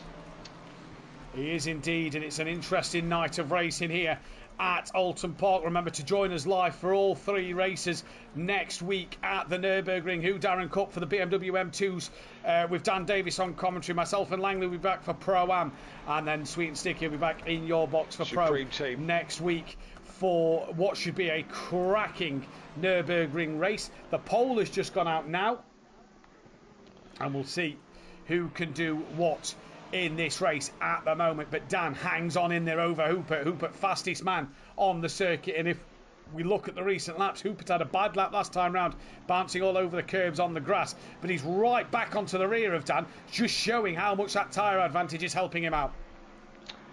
Absolutely, yes indeed, but tyre advantage or not, you can't just push that Lexus out of the way. Track position, as we've been saying all night, is everything round Oulton Park, absolutely everything. And we're not just talking sim racing here. Again, go back and watch touring car every year. Track position is the absolute key. As Hooper gets right up on the grass, Minson's going to have a look into the island corner.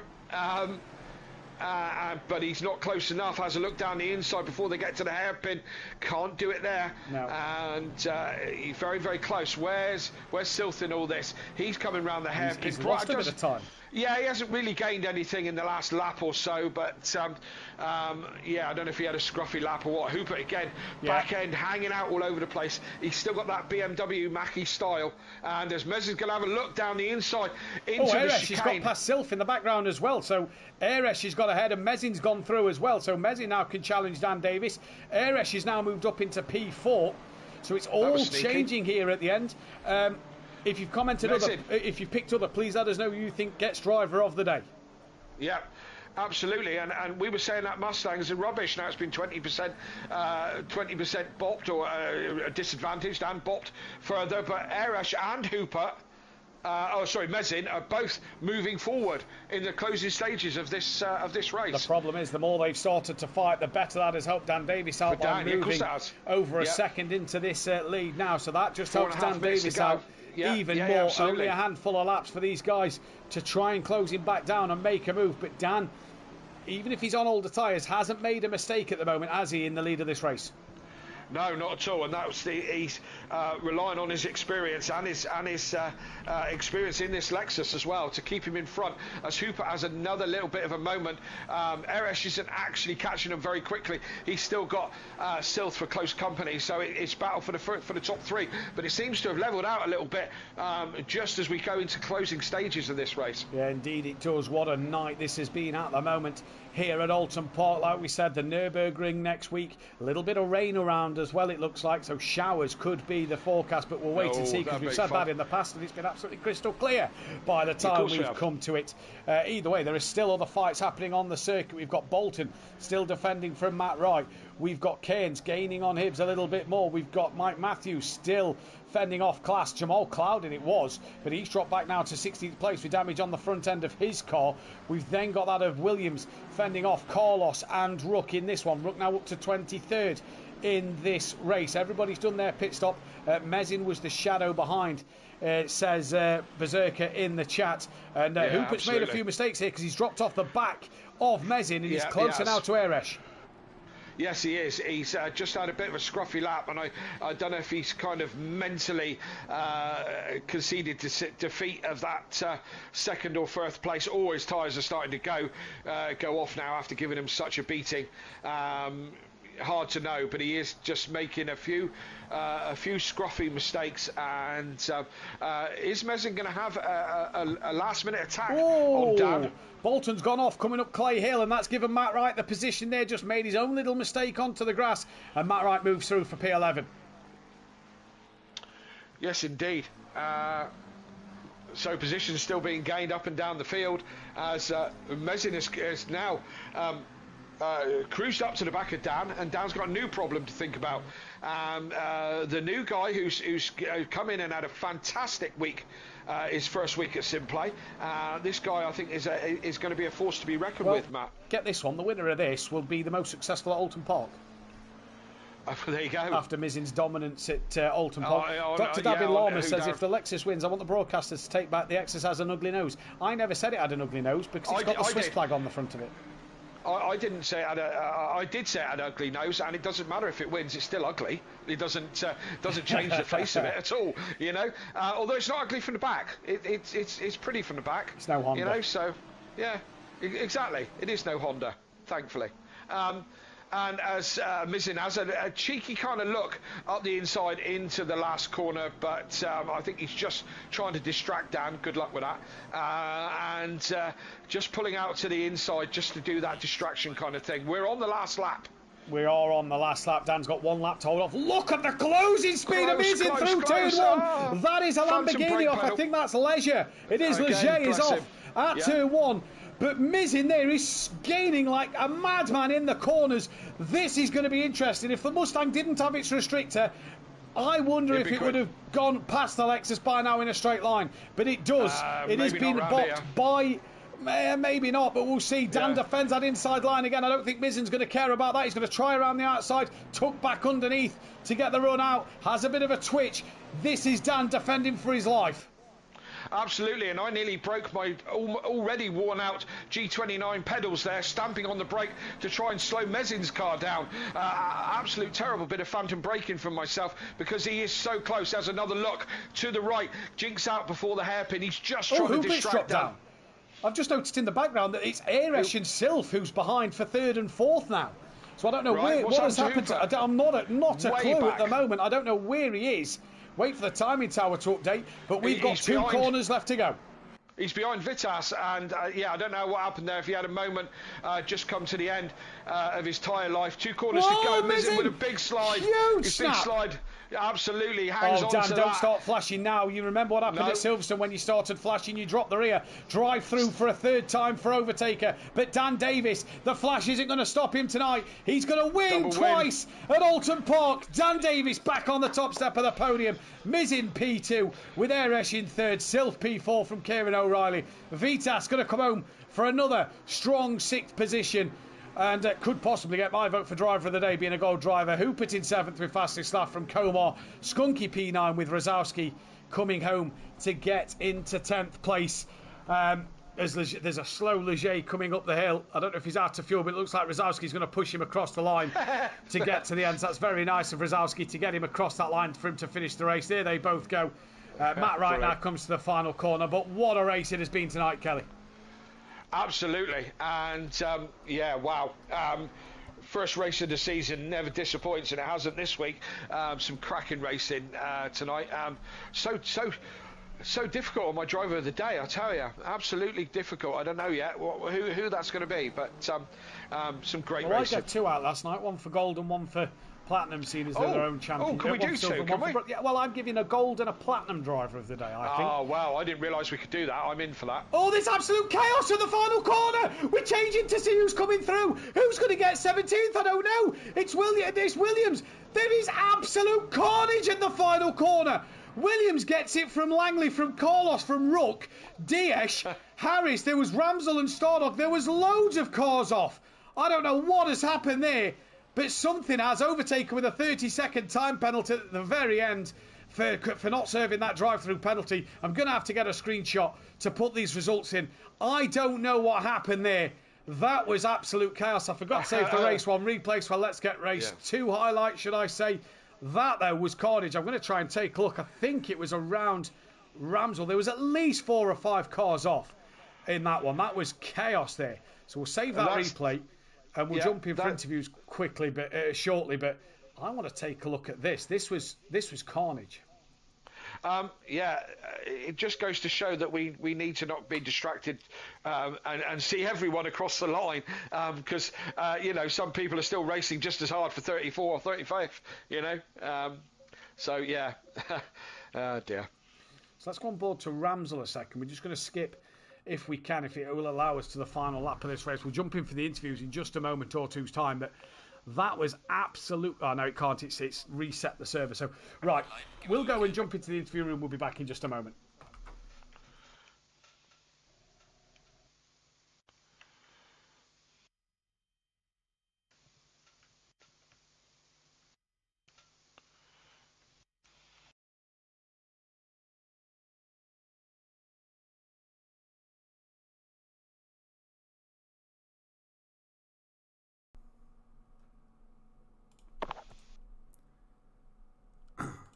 Welcome back then to the commentary box here, ladies and gentlemen, for this afternoon's racing. A big thank you once again to all of our patrons whose names you can see on screen now.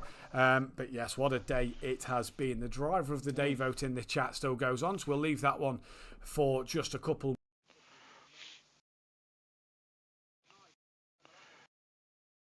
Well, it didn't disappoint, did it? We're back. The driver lineup for Pro looks just as looks better than it's ever done, and some quick guys out there this evening. Oulton Park's a weird one, as we've said over and over and over again. But I think we're going to see some very different racing next week at Nürburgring. But what a season opener! Yeah, what a season opener indeed. Driver of the day from yourself, Kelly? Can we come back to that? I'm still debating. Yeah, well, if we're going to go for both, I've got gold already because that's Vitas. He's as gold driver of the day. That's Vitas. He's punching above his weight totally. Yeah. And looking really good. I'm torn on Pro. I think it's been quite a few days since Dan's had a double win. The champ is back and looking racy. But Hooper, I said to watch out for Hooper at the beginning of the night, and he's been electric. Unfortunately, it all went kind of wrong towards the end. But it's not about overall results. So no. Dan, I'm going to give it to Dan. I think he had a lot of pressure there to deal with, but very, very closely followed by Hooper for me. Yeah, I'm going to go the same as you. I think it's week one. Come the extra weeks in the season, it's not going to be about who wins the races. It's going to be about who's had the best day. But for me tonight, Vitas definitely in gold. And I have to agree. I think it's going to be Dan for the platinum driver. Better than a win, but he's got two of them as well. Yeah, 2 wins as well, becomes the most successful driver now at Oulton Park. Not bad for a guy who can't stand British circuits. And I believe that Dan is in with us. We'll just see who else is quickly with us. It is just Dan, so we will chat with Dan. Dan, good evening. Welcome back to the box. Took a couple of wins last season in the Lamborghini, but back in your old faithful, and my God, that must feel really good. Oh, mate. You don't know how good that feels. I've missed this car. I love the Lexus, and I've got to take my hands off to all the drivers I've raced tonight. Clouden, Hooper, Mins, and Silth. Fair respect from all those guys. It's not an easy track to race at, and oh my God. Oh, Lexus is back, baby. I hope you're still saying that 5 years in. Oh, this is one of the ones I was nervous about. So if this is how race one's going to go, then I'm looking forward to the rest of the season. It looked like it was an absolutely fantastic night's worth of action out there, Dan. It really did. It looked like you had a good bit of fun. Strategy race 2, from our point of view, I don't think you take tyres. Talk us through that one. Yeah, that's... I didn't. Yeah, you're right, Matt. Yeah. That's got so you thought track position. You thought track position was better. It's Monaco. Oulton Park is basically Monaco. So I wasn't sure what the boys are doing. I thought everyone would have done the same. It is a tight circuit. You can't overtake. So I was having issues of losing pressure quite quickly because obviously majority could see that I was pretty much abusing the curbs a lot compared to others. Yeah. But obviously the pressures went down quite quick. So instead, I went the risk of putting the pressures quite high at the start of the race, into the high 27s, dipping into the 28s at times. So by the time I got the low pressure mention, I was actually at the perfect pressure by the time I had the low pressures. So there was a gamble that I took. I was looking into the pits. I was thinking, I ain't going to jump Mins by just doing the same as everyone else. So I didn't know what they were doing, so I went for track position. And in the end, squeaky bum time towards the end, but it paid off. Yeah, absolutely. I mean, and Hooper was giving you a proper hard time for many, many laps there, wasn't he? He was indeed, and I very much know that car very well, the Lamborghini, so I know what he was doing and struggling with. So I just knew, obviously, the size of the Lexus, the unlikely chances of overtaking. As long as I just put the car in the right place, he wasn't going to get past. And lo and behold, he didn't. So it was just, Hooper drove fantastic tonight. Brilliant drive from him. But I wasn't going to let him have it easy. And there was a couple of times where he had a moment and he nearly got me. But the old girl just stood her ground. Absolutely, and I mean, I was nearly reading the back of I was on board with Hooper, phantom braking, so trying to compensate the thing that he was going to hit into the back of you. He was so close, but he could almost put his hand on your shoulder for the last kind of 15 minutes or so before Mins kind of did got round him. But taste of things to come, Dan. You're not just double win, but you're now obviously leading the Drivers' Championship. That hasn't happened for a little while, has it? No, it's not. And obviously, I didn't think this through when going towards Nürburgring, especially with the size of the with the size of the grid, especially the platinum. It's going to be a lot harder to make my way through in a sprint. But Nürburgring's a circuit Nürburgring's a circuit I tend to go well at, and I've done a bit of racing on another league in the Lexus, and I was quite competitive there. So I'm not phased, I'm not fussed. I'm just looking forward to the challenge, and I finally have a car that's compliant, stable, and I'm just looking forward to the rest of the season. Absolutely, and absolute best of luck with that. So we look forward to seeing what you do at Nürburgring. That Lexus got a good straight line speed as well, hasn't it? It's the quickest. Yeah. So that'll be very useful later on in the season. So a double win and leading the championship. So absolute congratulations, Dan. From a Team Audio Sport point of view and a dad point of view, very proud of you. Thanks, man. And of course, driver of the day from me and Matt, and then that's worth more than any of the other bits. Especially from Matt, Absolutely. I know it pains him to see me beat his precious Honda, but I did say the Lexus is the superior Japanese car. Well, there we go. There's a debate to have. I will disagree with both of those statements and say that the Nissan is the more superior Japanese car to all of them, but that's just my opinion. Nürburgring next week, Dan. What can you do around there? Well done, Matt. You didn't react to that. Well done, Matt. No, sorry, Dan. Go on. A circuit that, again, I'm not a big lover actually of Nürburgring, but it's definitely a circuit that I've definitely gone well at. And like I said, I have got a nice setup for the Lexus around there. The back straights and the long straights will benefit me. Sadly, there's a couple of times where I only just get into sixth gear. That's the only worry that people should have with this car, is when it gets into sixth gear, it pulls. So, I'm just looking forward to Nürburgring. I'm looking forward to the rest of this season. The calendar really suits my style of racing. So, we'll see what we can do, and just looking forward to it. Thomas Cordno just let the chat know took the fastest lap point for race 2 in the gold category. Dan, congratulations this afternoon. Great 2 wins, most successful driver now at Oulton Park here at SimPlay Motorsport. And I do believe as well that is win number 96, so approaching that 100 miles. We'll see you next time out at the Nürburgring. No one else has joined us for an interview in this one today. They don't want to talk to us, Matt. You what, sorry?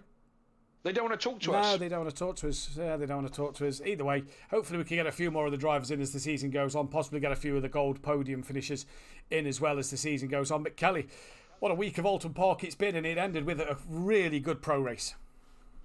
Great to be back, Matt. As I said earlier, it's always beginning of the season with new pairings, new cars, all the drivers re-enthusiastic and infused to do their very best. It's a great part of the season. It's going to be a great season, and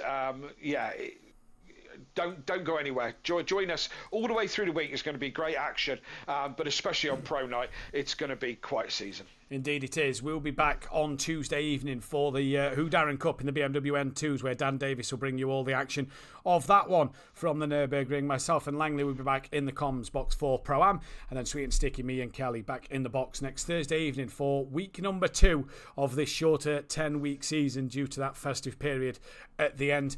But what a week it's been here on British soil. Oulton Park has provided some fantastic racing all week. It was Mizin who was on top in the M2s. It was Benny Volger who took both race wins in Pro-Am. It was Dan Davis who took both wins tonight. Can they keep that momentum going into Germany at the Nürburgring next week? Only one place to find out. Hit that subscribe button, the bell to be notified when we go live, and thumbs up on the streams if you can, as well as go to the description and check out our fantastic sponsors, Design Manchester.